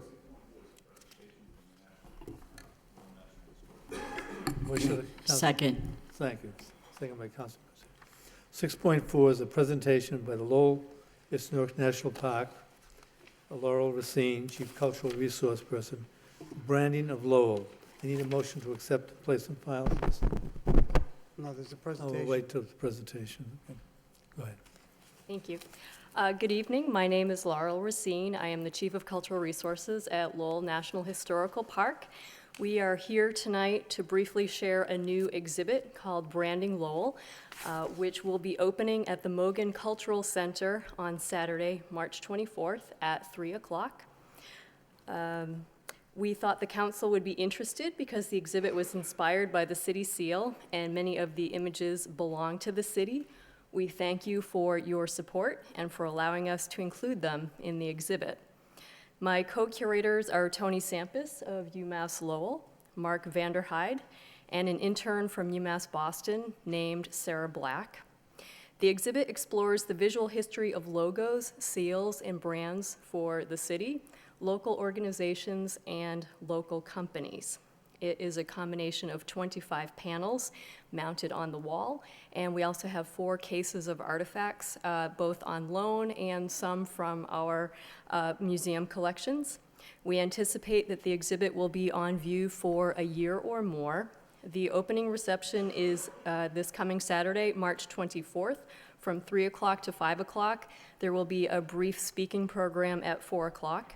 And I'd now like to introduce Mark Vanderhyde, who researched and designed most of the exhibit panels so that he can share some highlights with you. Thank you. Hello, can you guys hear me? Yes. Okay. So as far as what's the exhibit about, at its core, it's a history exhibit meets an art show.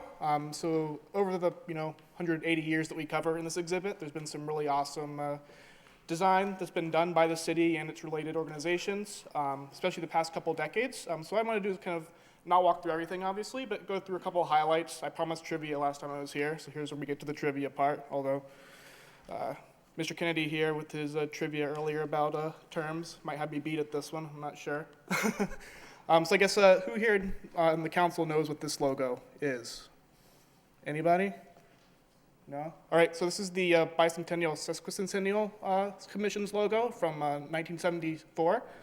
It was used in 1976, but this is kind of actually designed and approved right down the hall at the mayor's reception room. We found some meeting notes over at the Center for Lowell History about that one.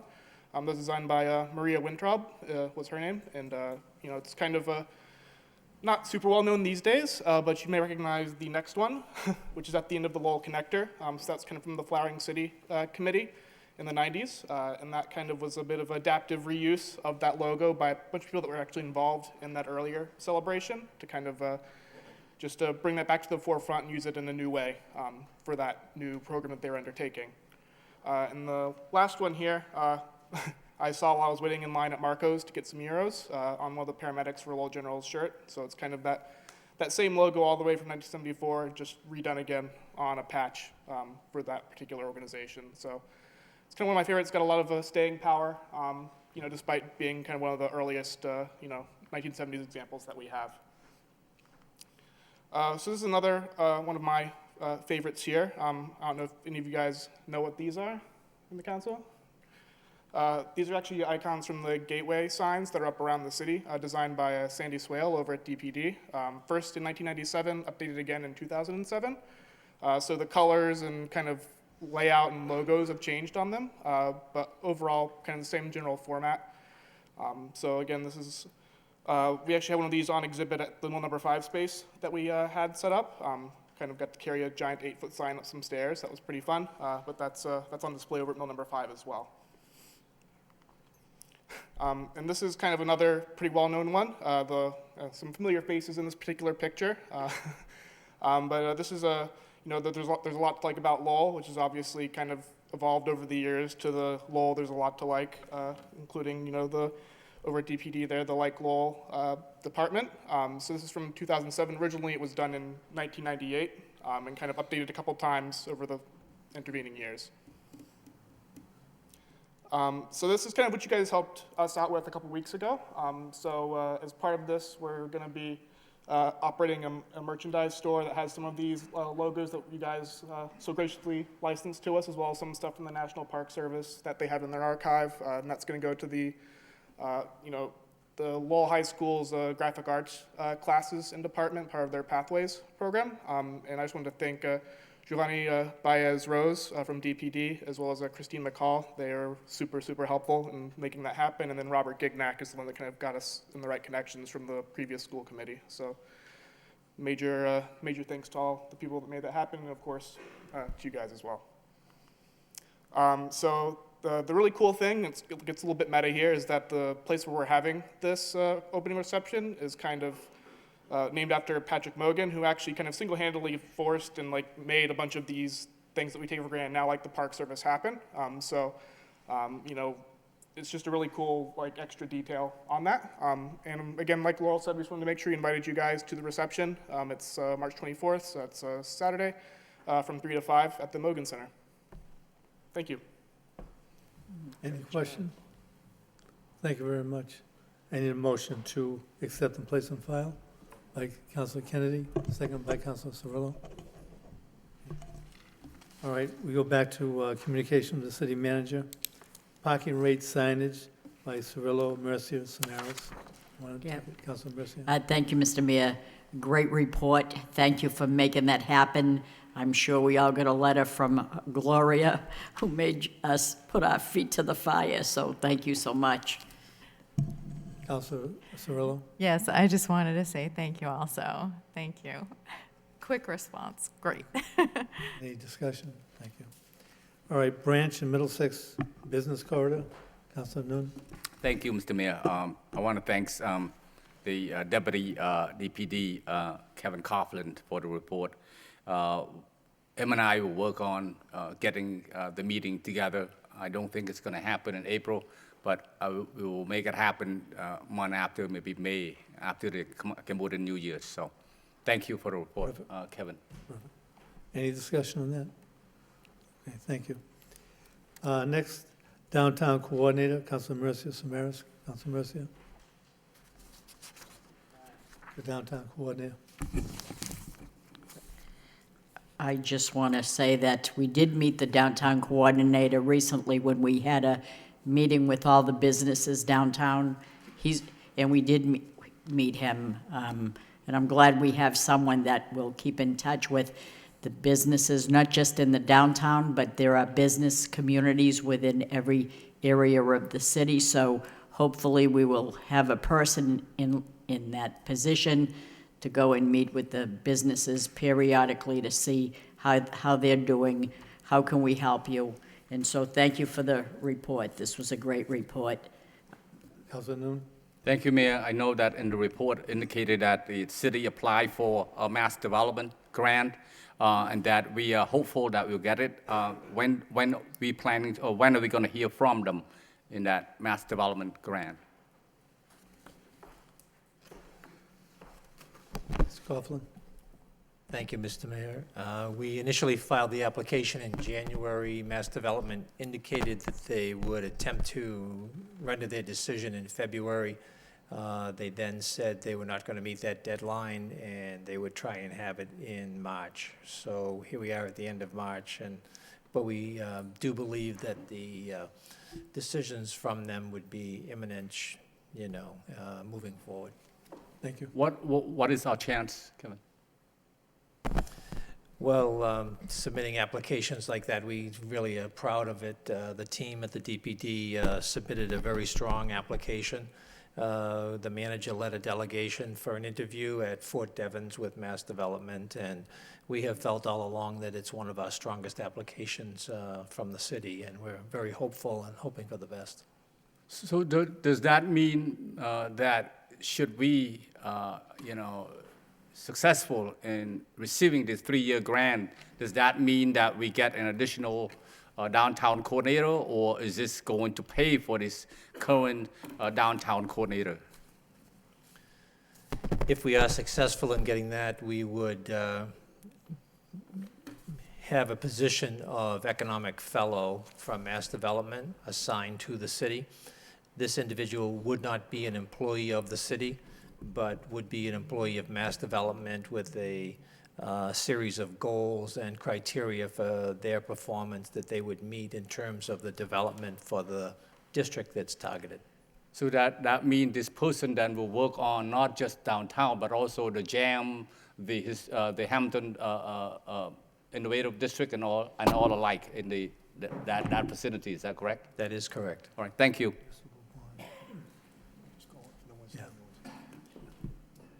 Any further discussion?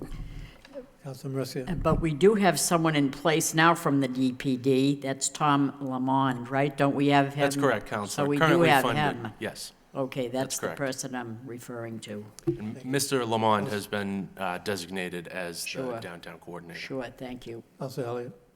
So I know a little bit about the TDI, and my understanding is that they will take a section of the city. What they do is a fellow is assigned for a 3-year period, essentially a graduate student that will come in and identify either it's an initiative in a particular section. Say, for instance, the City of Lynn they had a fellow, and they identified a theater district, and they would put together a plan to develop that particular section of the city. So if it has been designated as a JAM plan or otherwise, I thought we were focusing on Merrimack Street as well with the Working Cities grant. So my understanding is that we're going to continue that effort with the fellow. We expanded what was the original thought, which was just the Hamilton Canal Innovative District. And we're Okay. including the streets of Jackson, Appleton, and Okay, Middlesex. so it's going to be that area. In Okay. addition to that, yes. No, it makes sense. I think it's, anytime we can get resources to sort of jumpstart, if you will, the JAM area, I think that makes sense. So thank you for the explanation. Councilor Mercia. Thank you, Mr. Mayor. This is very important to me. Sometimes simple little things make me really excited about it. And do you see what I have here? Would this be on the website for people to, go to our website and see this? I'm very impressed with this. It shows a building with different things, like a street sign called the sign shop, overhanging sign, development service, mailboxes, United Postal Service, fire hydrant, the water department, and under each caption, like benches, you call the Parks Department, it gives the phone number. I'm very impressed with this because people sometimes say, gee, who can I call? This diagram leads them to the right area, the right department, the right phone number.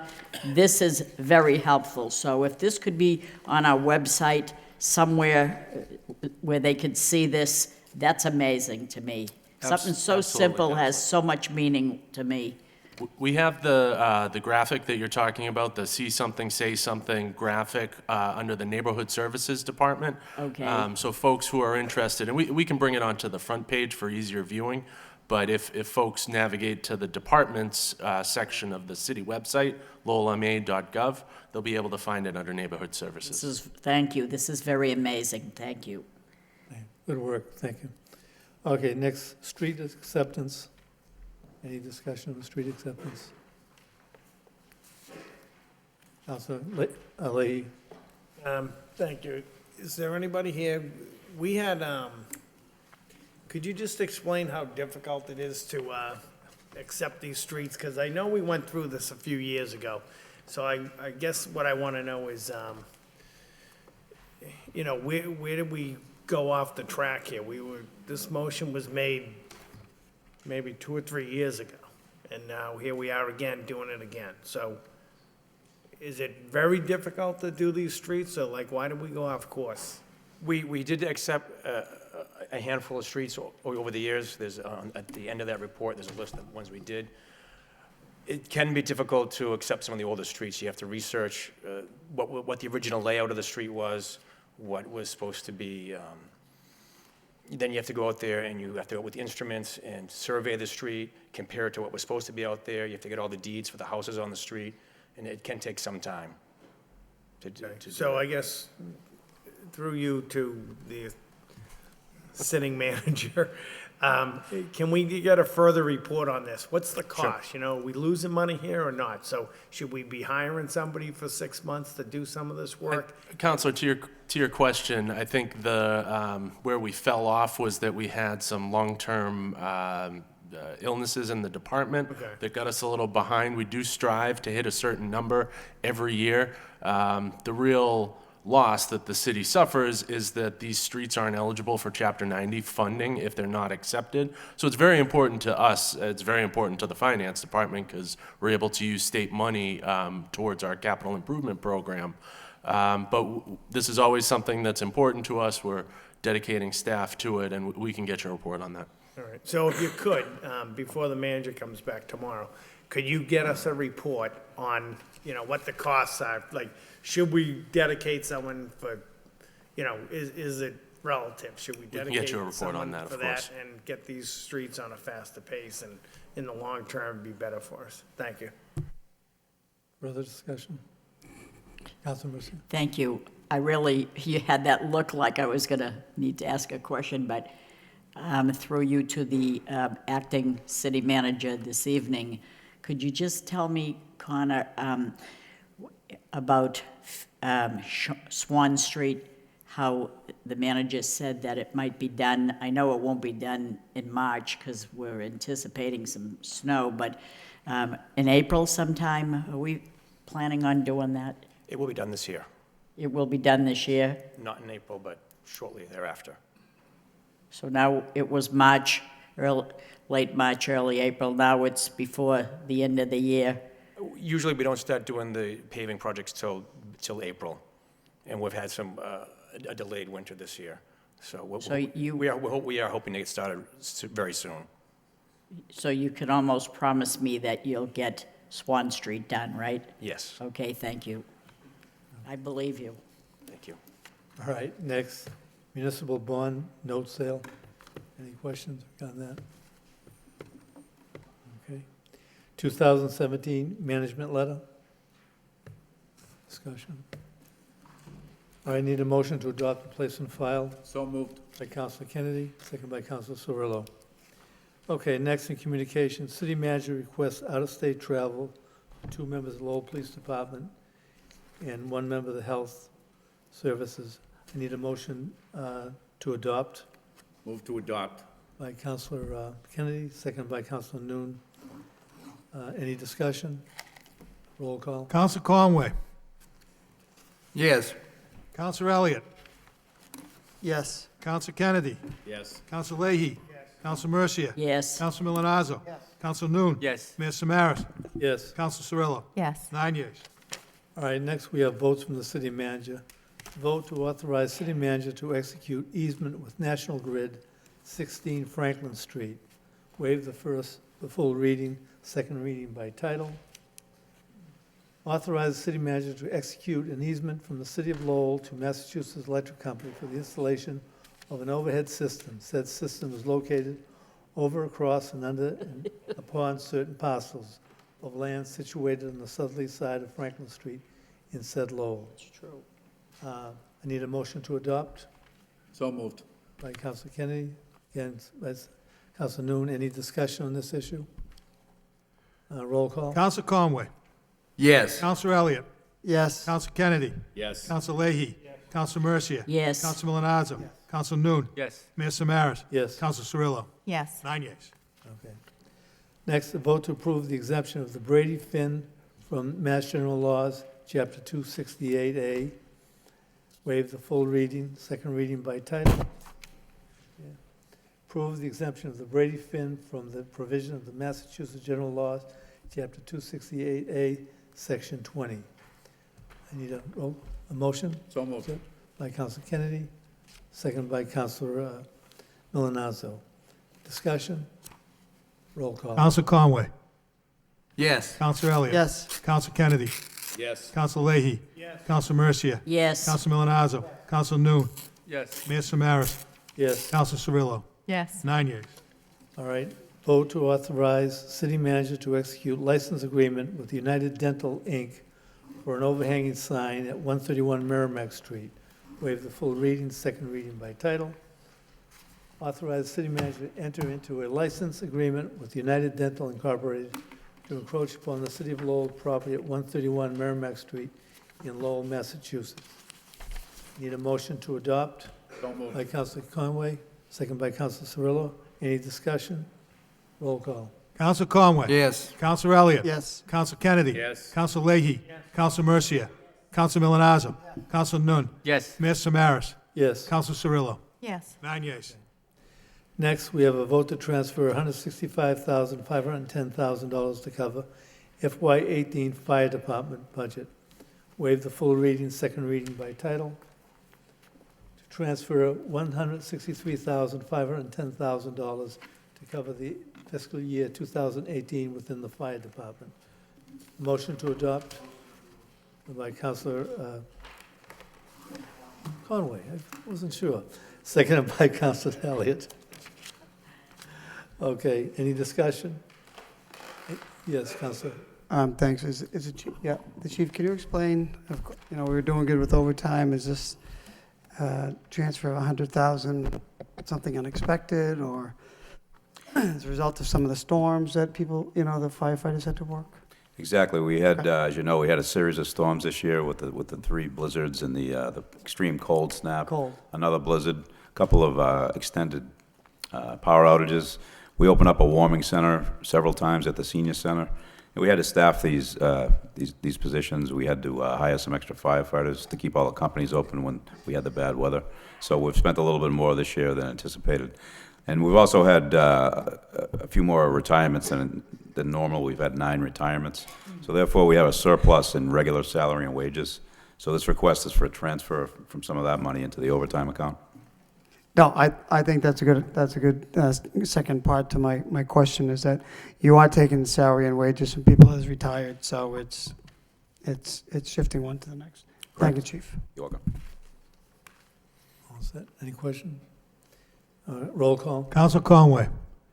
Yes. Counselor Elliott. Yes. Counselor Kennedy. Yes. Counselor Leahy. Yes. Counselor Mercia. Yes. Counselor Milonazo. Counselor Noon. Yes. Mayor Samaras. Yes. Counselor Cirillo. Yes. 9 yeas. All right, now we have ordinances from the city manager. Ordinance create new position in salary Lowell Community Opioid Outreach Program. Co-op supervisor in the health department. I need a motion to refer to public hearing on April 3rd, 2018 at 7 p.m. So moved. By Councilor Kennedy, second by Councilor Noon. Okay, next ordinance. Amend Chapter 266 regarding parking rates and fines. Motion to refer to public hearing on April 3, 2018 at 7 p.m. by Councilor Kennedy and second by Councilor Milonazo. Thank you. Motion passes. Next, we have report of subcommittee, Art and Culture Subcommittee, March 20th, 2018. Hi, yes. Councilor Cirillo? Thank you. Well, at the subcommittee, we had Henry Marchand from the Cultural Affairs and Special Events for the city, and he talked about a lot of what he does in reaching out and promoting the arts community. There's 600 artists and a wealth of organizations throughout the city. He talked about how he promoted the arts in the city with, for example, by the painted blocks. And he wants to look at the neighborhoods and possibly provide a stipend to the artists to do some artwork in the neighborhoods. And we also had Rich Bolton from the Cultural Organization of Lowell Cool here this evening, and he talked about this really fantastic program, and it's a Android-based app for your phone, and it provides tours of the city, walks to the statues, historical buildings, and it highlights the cultural aspects of the city. And he's going to be working with Lowell Walks to build up to 50 different tours of the city of Lowell. And he talked about creativity. And it was just really a fantastic talk with regards to what these two programs, what COOL does and what the Cultural Affairs and Special Events does, and they work together for the city and the arts. And we had some speakers. We had Maxine Frankus from the Lowell Cultural Council.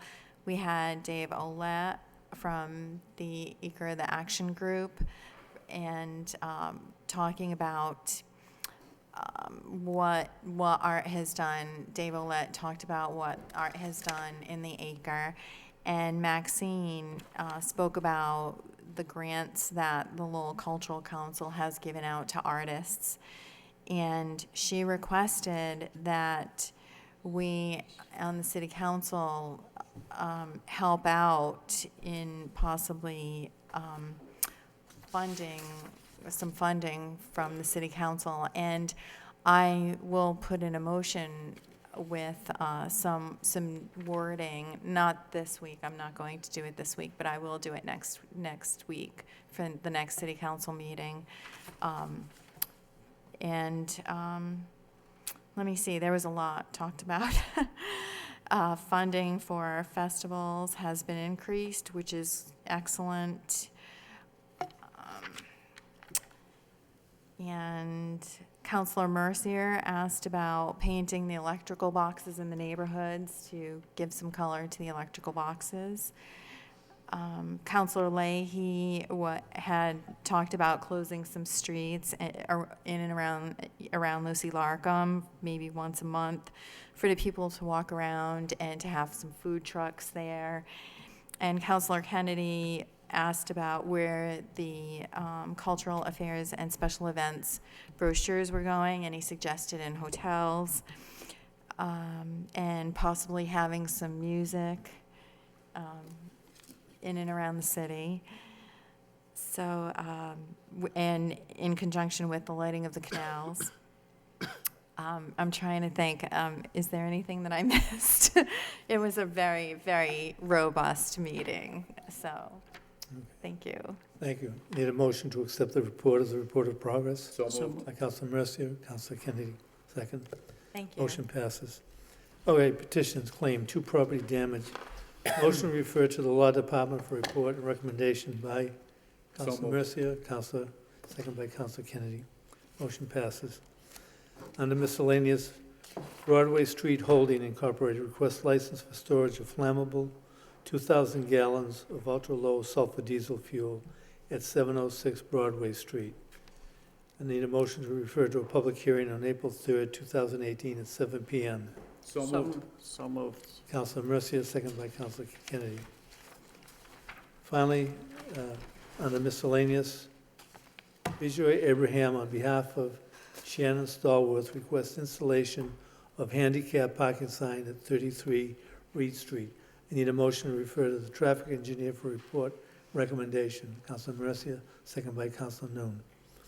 All right, we go into city council motions.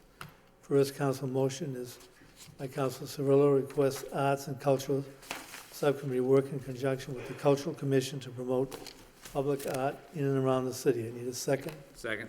Second by Councilor Kennedy. Councilor Cirillo?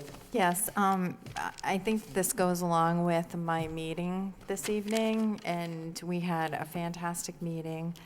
So we're good. Thank you. Motion Thank you. passes. Second motion by Councilor Cirillo, request city manager provide a report regarding rejuvenation of the Tour de Lowell report to include information from prior races in the city. Second. By Councilor Kennedy. Councilor Cirillo. This one I'm very excited about. It's, if you were an avid or novice biker, the Tour de Lowell would be a race for you to compete in to test your biking skills, with races for kids all the way up to the United States Cycle Federation cyclists. The Tour de Lowell traveled from Lowell through Dracut, Pelham, Londonderry, and Wyndham. And there are photos that date back from the 1920s all the way up to the 1980s. And everyone should have a little packet that I made up with regards to the Tour de Lowell. And I have a map here which shows where the race was, and it's really cool. And then the last page is an actual picture from the Tour de Lowell. And I have Richard Howe to thank for this photo. And it's just really fantastic. And I really would like to see the Tour de Lowell be a part of Lowell once again, because I think it was a fantastic, fantastic event for the city. Thank you. Okay. Mr. Mayor? Councilor Kennedy? Yeah, I think this is a really good motion. You know what? I, along with others on the city council, have constantly been trying to promote, different, more and more festivals for the city, and so this would be similar to that. It would be very similar, I guess, to the kinetic sculpture race, which has been wildly successful in the city in its 2 years of existence. So I think this is a great motion. I don't know what happened with the Tour de Lowell, but I think that we should look at bringing it back. Thank you. Perfect. Any further discussion? Thank you. Motion passes. Next by Councilor Cirillo, request city manager provide a report regarding spring tree and flower planting in the city. Report to include scheduling of planting and numbers of planting and areas of planting. Councilor Noon, seconds. Yes, I know that there's been a few motions with regards to the planting of the trees.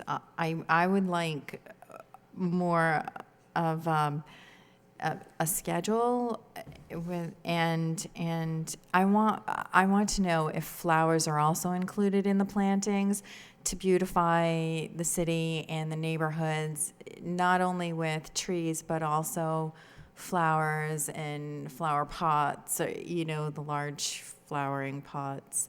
So if I could have a report on that, that would be great. Thank you. Okay.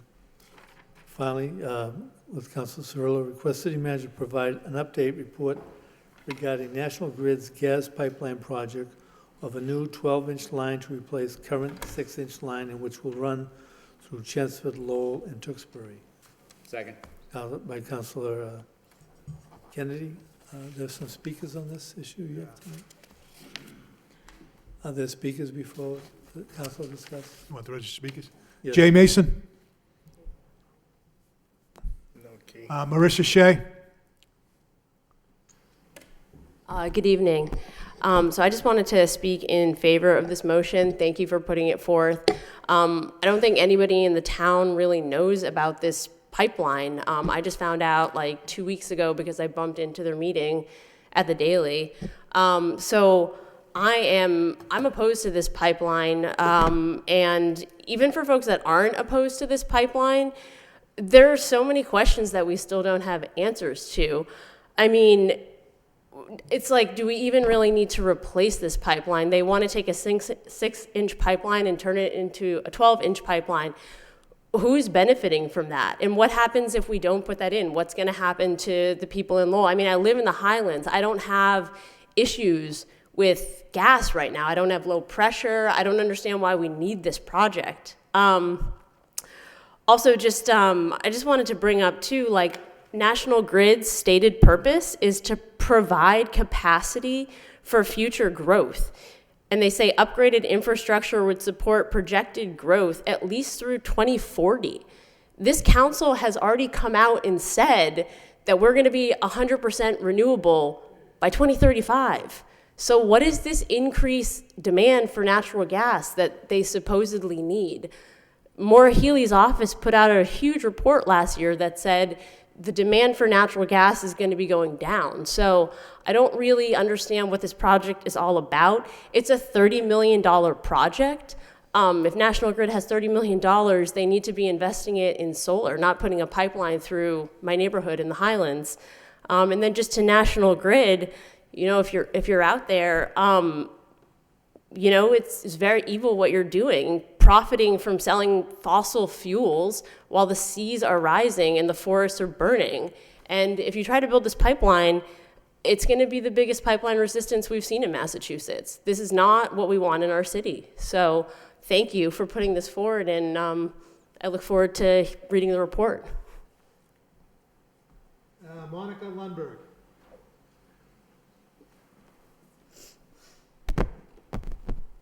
Hi, thank you. First, I also want to echo Marissa in thanking you, Councilor Cirillo, for bringing this to the table here. I currently live down on Lawrence Street in South Lowell, and I've lived in Lowell for about 7 years now. My husband and I moved here, not planning to make this our permanent home, but over the past 7 years, we've changed our minds. And we actually just purchased a home in the Highlands. We have a young son, and I'm really excited to send him to the schools next year, and this is going to be our home. And we're moving from a condo where we had all electric, and now we're moving to a home that does have gas. And one of the things that we were really excited about at this home was that the next door neighbors have a ton of solar panels on their roof, which means there's good sun for putting solar. One of our plans is to eventually, we want to switch off of the gas. We're not going to be, you know, I'm a homeowner who's going to be growing a family in the Highlands, in Lowell. I'm not going to be expanding the gas demand. I want to cap that gas pipe. I'm concerned about the environmental impact, both of the use of fossil fuels in general, which is one of the things I love about this city, and is the commitment here to renewable energy, the commitment to 100% renewable by 2035, and also the increasing costs. You know, gas is cheap now, but it's not going to be cheap forever because it's fossil fuels. It's going to run out, and then it's going to get expensive. I don't want to put all my money in something I know is going to get expensive. Okay.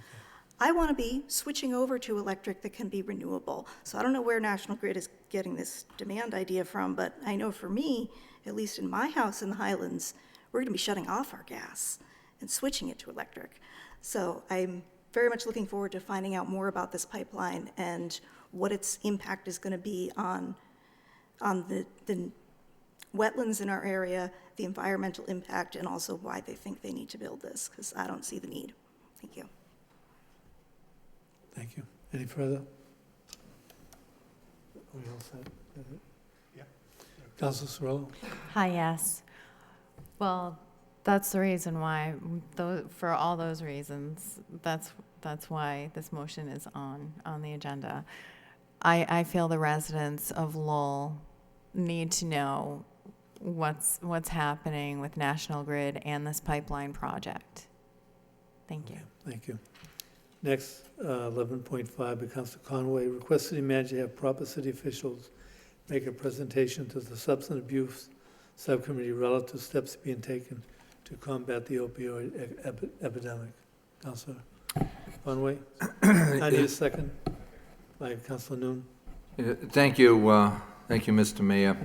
A couple of weeks ago, I received a telephone call from the city manager, and he talked about that it was a real bad weekend, that there were a lot of overdoses, and we were able to save the individuals.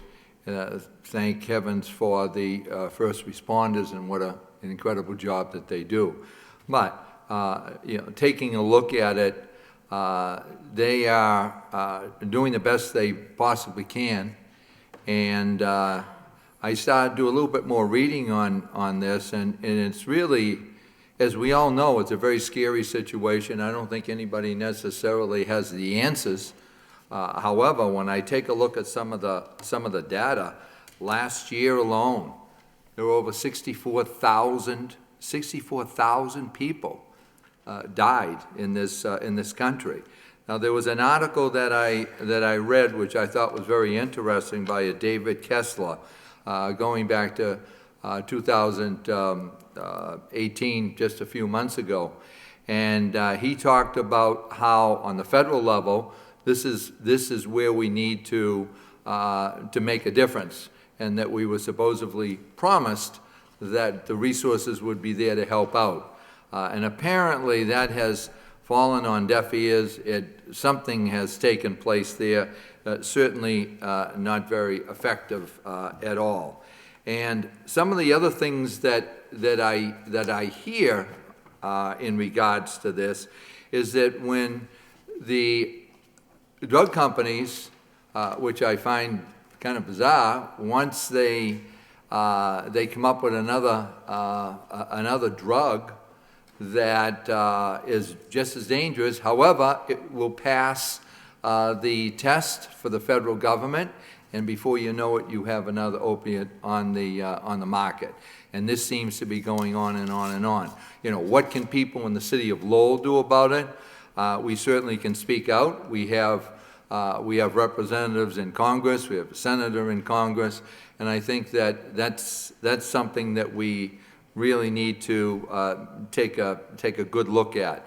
I happened to contact a doctor at Children's Hospital, and we had quite a discussion, and he said that he believed that in Gloucester they were doing some unique things here to try to combat the opiate crisis, and I think it certainly, I have not contacted Gloucester, but I will.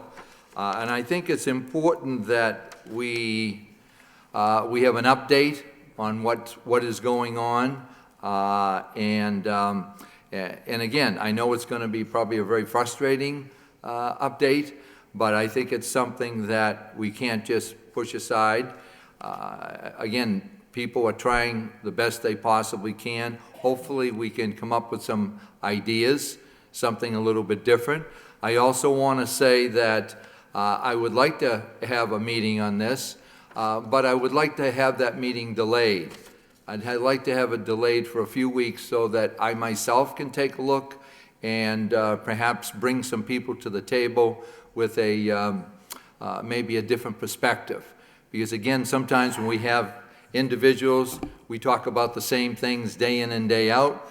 We try to figure things out, and then all of a sudden, maybe if we can bring somebody else in that might be able to help us out, might be able to give some different insights into the situation. So again, that is the thrust of the motion, that we should have an update. But I would like to have that delayed for a month so that we can come back and again, bring some people to the table. Thank you, Mr. Mayor. Okay. Mr. Mayor. Next, no discussion. Mr. Mayor. Councilor Cirillo? Oh, Councilor Kenny? Yeah, Mr. Mayor, thank you. I think this is a good motion. I think that, the motion reads to have the city manager have proper city officials. I think everybody's aware that we have an opiate task force that's headed up by former city councilor Corey Belanger. So I think proper city officials probably would include. Yeah. Co-chaired by Councilor Mercier also. Yeah. Oh, and Councilor Mercier, I'm sorry. I didn't realize that. And Councilor Mercier. And so they are probably the ones that should make the presentation to the subcommittee. And I do believe that they've had conversations with the police chief in Gloucester, and so they probably would be able to update the subcommittee on that as well. But I've been, I think that, former Councilor Belanger and Councilor Mercier have done a good job with heading that up and have kept it going now for probably a couple of years, I guess, at this point, right? Mm. Yeah. And if I could add to that, although we do have the mayor's opioid task force, we meet once a month in the mayor's reception room, and District Attorney Marion Ryan meets the second Friday in every month up at the Lowell General Hospital, and I will tell you, there has never, ever been a time on each subcommittee, each meeting, that the fire chief and the police chief were always there. They've never, ever missed. They've always added into different things that were taking place in the discussion and all the things that are happening in the city. we have a representative from the school department. Maybe it's Janine Durkin at times. We always have someone from the health department. We always have someone in a report from Trinity Ambulance there, and they give details on ways that we can help out. Marion Ryan has doctors that are practicing in Lowell General Hospital, and they talk about the latest technology and that and I know that firsthand because I took part in it because I had a total knee replaced, just like Councilor Conway, that they give you this particular medication that lasts you for 72 hours so you're not completely dependent on that opioid drug, and they make sure that they're not overdoing it or overprescribing it. So there are things that are happening in this city. I could go on and on forever, but so it's very interesting. Thank you, Councilor Kennedy, for... Councilor Noon, then Councilor Conway. Thank you, Mr. Mayor. Thank you, Councilor Conway, for putting the motion on. It is essential. This is issues that affect local, state, and our nation. It's very important that we put every resource we have to these issues. You know, there's a lot of talk, you know, in the state and then, you know, the federal. We need resource. We need to do everything we can as a city. I know Councilor Mercier indicated all the task force that we have. We need to work with all these task force. We need to, you know, give resource to this group and bring them together so that we can, you know, attack these issues front and center. Thank you. Yeah, just very quickly, I'm not minimizing the work that has been done, and I preface that ahead of time by saying that we have certainly had many people in the city of Lowell that have worked very hard, but again, I don't. It's a situation that we haven't solved the problem, so therefore I think it's important that if we can bring perhaps a new idea to the table. Let's put it this way. It certainly can't hurt if we bring somebody else to the table too that could help out. Because apparently what has been going on in the last 20 years, not just in Lowell, Massachusetts, the last 20 years, it has skyrocketed. So whatever we're doing, we're not doing the best job. So that's the only reason I'm saying I think it might be a good idea to get a report on it, find out what we're doing, and if there's any potential other areas that we could explore that might be able to help us out. Thank you, Mr. Mayor. Okay. Next, by Mr. Conway, request city manager have law department provide a report regarding when the names of applicants for positions in the city can properly be disclosed to the public. Need a second? Councilor Elliott? Thank you. Yeah, thank you, Mr. Mayor. I'll make this as brief as possible here. When I got this packet the other day, which all the it was from the Human Relations Office, and it had stamped on it confidential. Now, I think I know what confidential means, but just for the heck of it, I looked it up into the International Webster's Dictionary, and it says trusted with secret or private information, and it's in confidence. So I treat that this way. Somebody tells me that on the radio we've got a number of individuals, not by name, but by titles, that were applying for the job. I pick up the newspaper, which I'm sure that everyone has, and it was in the Sunday column, and we have all 10 candidates with a description. Do they have the name on it? No. The horse is already out of the barn. I'm not worried about that. I'm not worried about trying to identify an individual that takes that information and gives it to the media. All I'd like to do is I would like to ask the city solicitor if she could come up with a protocol for us so that when something is marked confidential, exactly what does that mean and what information are we able to bring forward? It's as simple as that. I don't want to complicate it. I just want to make sure that we're not saying things that we should not be saying. And if you take a look at it, and if somebody is applying for a job, I think we all know that when it gets down to the final, let's say in this particular case, 3, obviously people are going to know who those 3 are. But the other 7 people, if they're not picked, and all of a sudden, through taking a look at it and finding out that maybe this individual is applying for the job, what's going to happen to that person?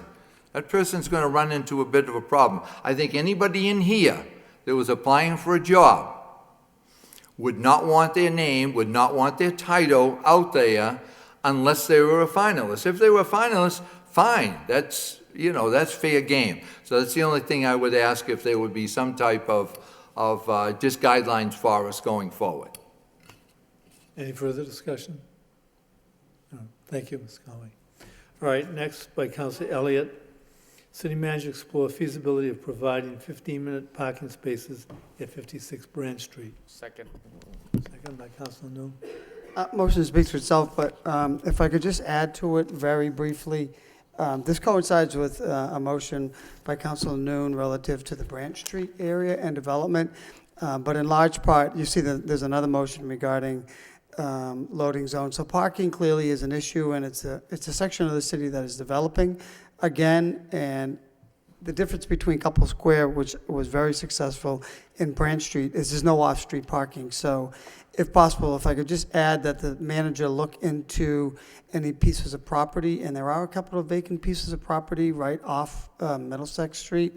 They're privately owned, I'm sure, but I do think moving forward as we look at developing that business sector, the parking, off-street parking is going to be very, very important. So while there's no building there, that's something that we can, look at. There's the park, there's the businesses, there's a lot of activity, but there's no parking. So I think that's something like maybe a car condo that the businesses can support and the city doesn't have to get involved with. So I just want to add that, but the motion speaks for itself.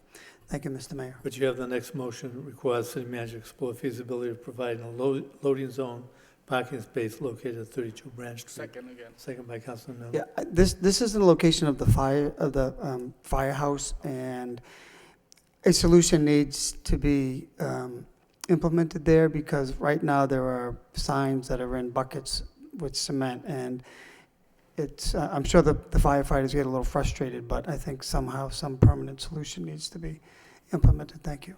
Thank you. You all set? Any questions? Okay. Next, by Councilor Kennedy, requires zoning subcommittee consider amending the current parking regulations for boarding homes and making recommendations to City Council. Seconded. Second by Councilor Cirillo. Councilor? I get my motion.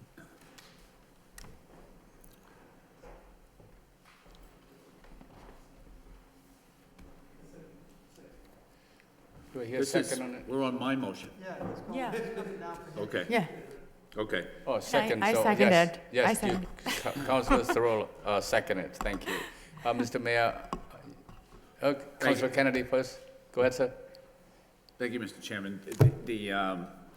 These motions, these 2 motions that I have on are companion motions, and probably they should have been flipped, but the way that they are, if there's no objection, I'll just speak on both motions together and then won't speak on the second one. Second. Basically, what the motions do is ask that the City Council Zoning Subcommittee look at the current regulations and that we have in the zoning code relative to lodging and boarding houses. There is a report that was provided by the Law Department a short time ago with the number of lodging houses licensed lodging houses that we have in the city, and there really aren't that many. But I suspect, and I've been told, that there are many other properties in the city in different neighborhoods which are operating as lodging houses even though they are not licensed.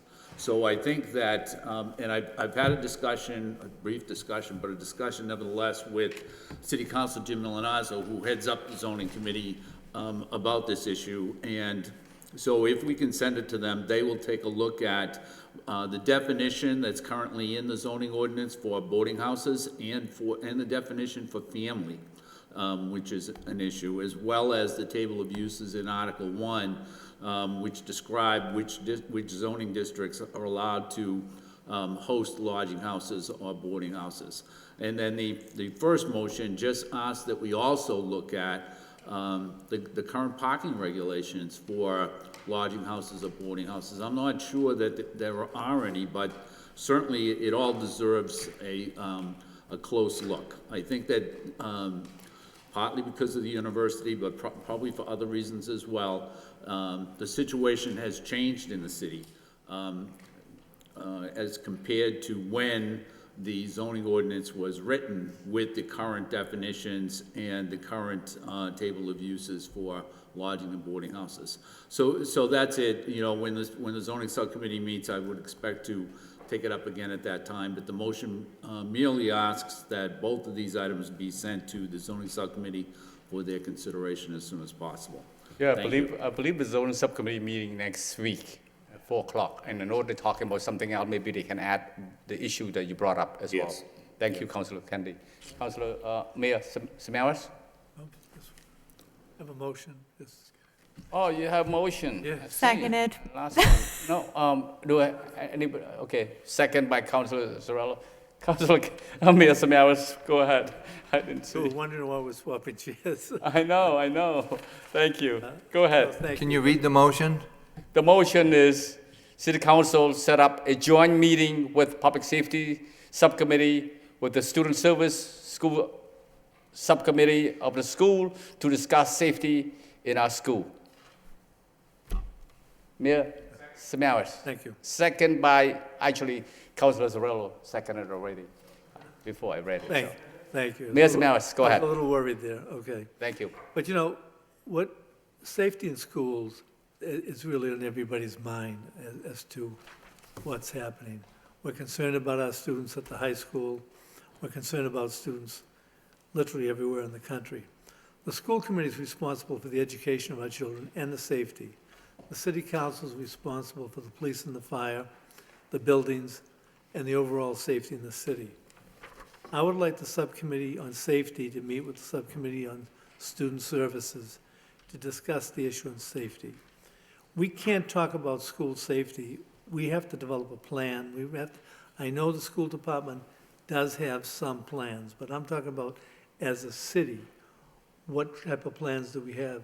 When you look at what happened in Florida, now that the information has been slowly coming out, it talks about the disarray that occurred, that police officers were not going into the building. There was counter commands. It just didn't work out right. And this is such an important time, and perhaps many lives could have been saved if there was a better plan. And I'm sure we can do this. Now, through you, Mr. Vice Mayor, to the city solicitor, I've been informed that the school department has a company that has made a very good assessment of the safety needs in the Lowell school system. But they don't want to go public in a sense of, because it's one thing to talk about the strength of what Lowell does, but they don't want to publicize what the weak points are. They'd rather talk with the city councilors, the school committee people, as to how to resolve that issue. But I was told that we cannot have a confidential meeting in that regard because it's just school safety. That's what was given to me at the school department. Madam City Solicitor. Sure, we can look into that further, but there is, the executive session does provide for strategy sessions with respect to policing efforts. And I think that I'm familiar with this report, and it does highlight both weaknesses as well as things that work well. And we can contact the school department and try to work out a date and time. And and a framework to have an executive session on that issue. No, see, you brought up a valid point, and I'm getting one piece of information saying, no, we can't do it. The issue is we have to really discuss, put everything out on the table as to what we can do, what we can't do. And regardless of what, safety is going to cost us some money. I mean, a concern I have, I can tell you, if we went to literally every school in the city, we would find many doors, teachers' rooms, that do not have keys that lock the door. And that's a simple method. But the thing is, it's one that's been problematic in many schools across the country. And if we can't do that, it's kind of difficult to talk about how we're going to save lives when we can't do something simple. So it is about money, but it's about reasonable cost, it's about a reasonable effort, and it's about a knowledgeable effort. We have a great police department and fire department. Let's utilize them. Okay, that's my, so we need that. Councilor Kennedy and Councilor Conway. Thank you, Mr. Chairman. I think this is a great motion. You know, one of the components of it is that it will cause the city council and the school committee to work together on this issue, which I think is really good. It's a good way to move forward, but I also think that it will be somewhat comforting for parents of students of Lowell students to know that at least both bodies are doing everything they can to make sure that the schools are as safe as possible. So I would commend the mayor on this motion, and I look forward to the report from the joint committee once Councilor it's Conway. done. Yeah, thank you, Mr. Vice Mayor. Obviously, I'll support that, Mr. Samaras' Mayor Samaras' motion, because once again, anything that is going to make the schools of the city safer, it becomes kind of a no-brainer. The only thing I'm a little confused with is because back about 6 weeks ago, I put on a motion, and it was to reinstate the safety task force, which, as you well know, Mr. Samaras, because you were part of it, that we had the police and the schools met, I believe, every week on a Monday morning, and in your conference room, and we talked about the exchange of ideas, the exchange of information, and so forth. So, and that motion that we put on 6 weeks ago or 7 weeks ago, whatever it was, that was passed, and it's my understanding that that's being put together at this point by the city manager. I'm not sure how this really is going to be a little bit different. I understand there's no doubt, the schools can never be too safe, especially, as you just mentioned, what took place in Florida. Is this something different than what the safety task force would be? I mean, based on when I worked with Ed Davis and those people, and we developed a safety task force, the safety task force really dealt with a lot of, as you know, problematic students, gang issues, and that was mostly where the area went. Your motion was good in the sense of it's just identifying safety in schools, because a lot of the children, and I call them children, that we removed from the school because of safety first were those that have psychological problems, as we know, and other issues that were problematic in the school. So that was a good step, and that's a positive step. But I see safety first being an overall safety, daily issues, and other things. Okay. Along with the height of what we're talking about. So in other words, let me just finish this. Let me finish, please. Ms. Maris. Yeah. What I'm talking about is planning, all right? What I'm also going to suggest is, yes, we have the subcommittee on student services and safety, but I think once these are set up, and especially if we're able to have the executive sessions, it would be open to every member of the city council and school committee, because I think we all have to be there to be cognizant of what is going on. And now that requires another type of funding, because that might be the plans for the new high school, bringing in the experts, assuring that the experts come in that will develop the right type of plan. We're talking about a myriad of type of things. It's two different animals Yeah, present. I just wanted to clarify the fact that it wasn't going to be in lieu of the safety task force, which I think as we agreed that night, everyone voted for it and said how extremely important it was. So I certainly will applaud this, because I think the way you're describing it to me is it's a different twist on it, and it's more of almost a daily safety type issue. Both are needed. Right, I mean, that's the plain and simple of it. right. Thank you. Thank you. Councillor Elliott? This is somewhat, it's related, but it's unrelated. Could we, at some point from the city manager and the chief of police, get an update on whether the police or the school resource officers have changed their protocol or protection measures? I mean, this problem, unfortunately, is not going to go away in light of what took place in Maryland today. So I think it's imperative that we do get a report on what additional measures or change in protocol that the senior resource officer, resource officers are taking at the high school. I know there's security, but I think it's important for us. We had a headmaster in just a couple of weeks ago, concerned that the students were concerned then after that shooting, and then just again today, another one. So if we could pass that information on to the chief of police and just, let us know and let the public know that, additional measures are being taken. We'll pull together a report for that. Thank you. Okay, thank you. Councillor Leahy? Thank you. I just want to remind us too that the police department, they are very active on this, and every year they do the drills, February, April vacations, so they are on top of this. They're in the schools all the time, and as you would know, Mayor Samaras, as former headmaster of the high school, they're a good partner to have, right? No, Yeah. that's only $50 for me. Mr. Maris, anything else to add?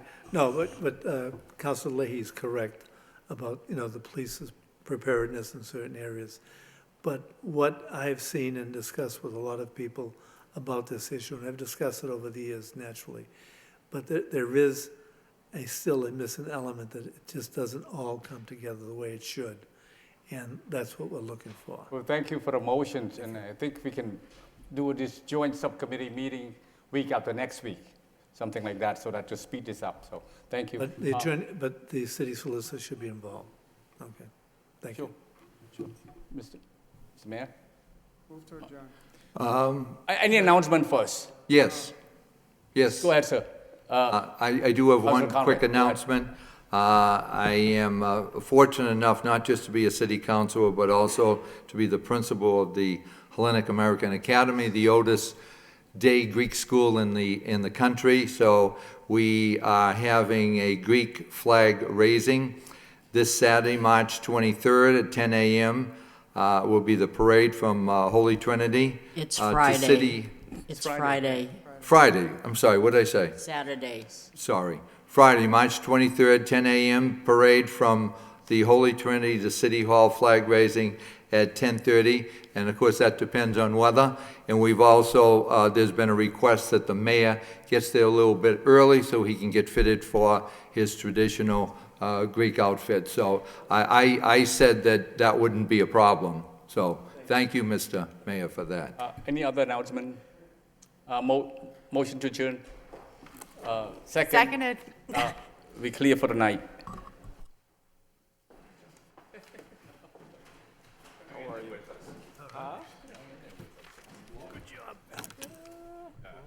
Yes. Long one.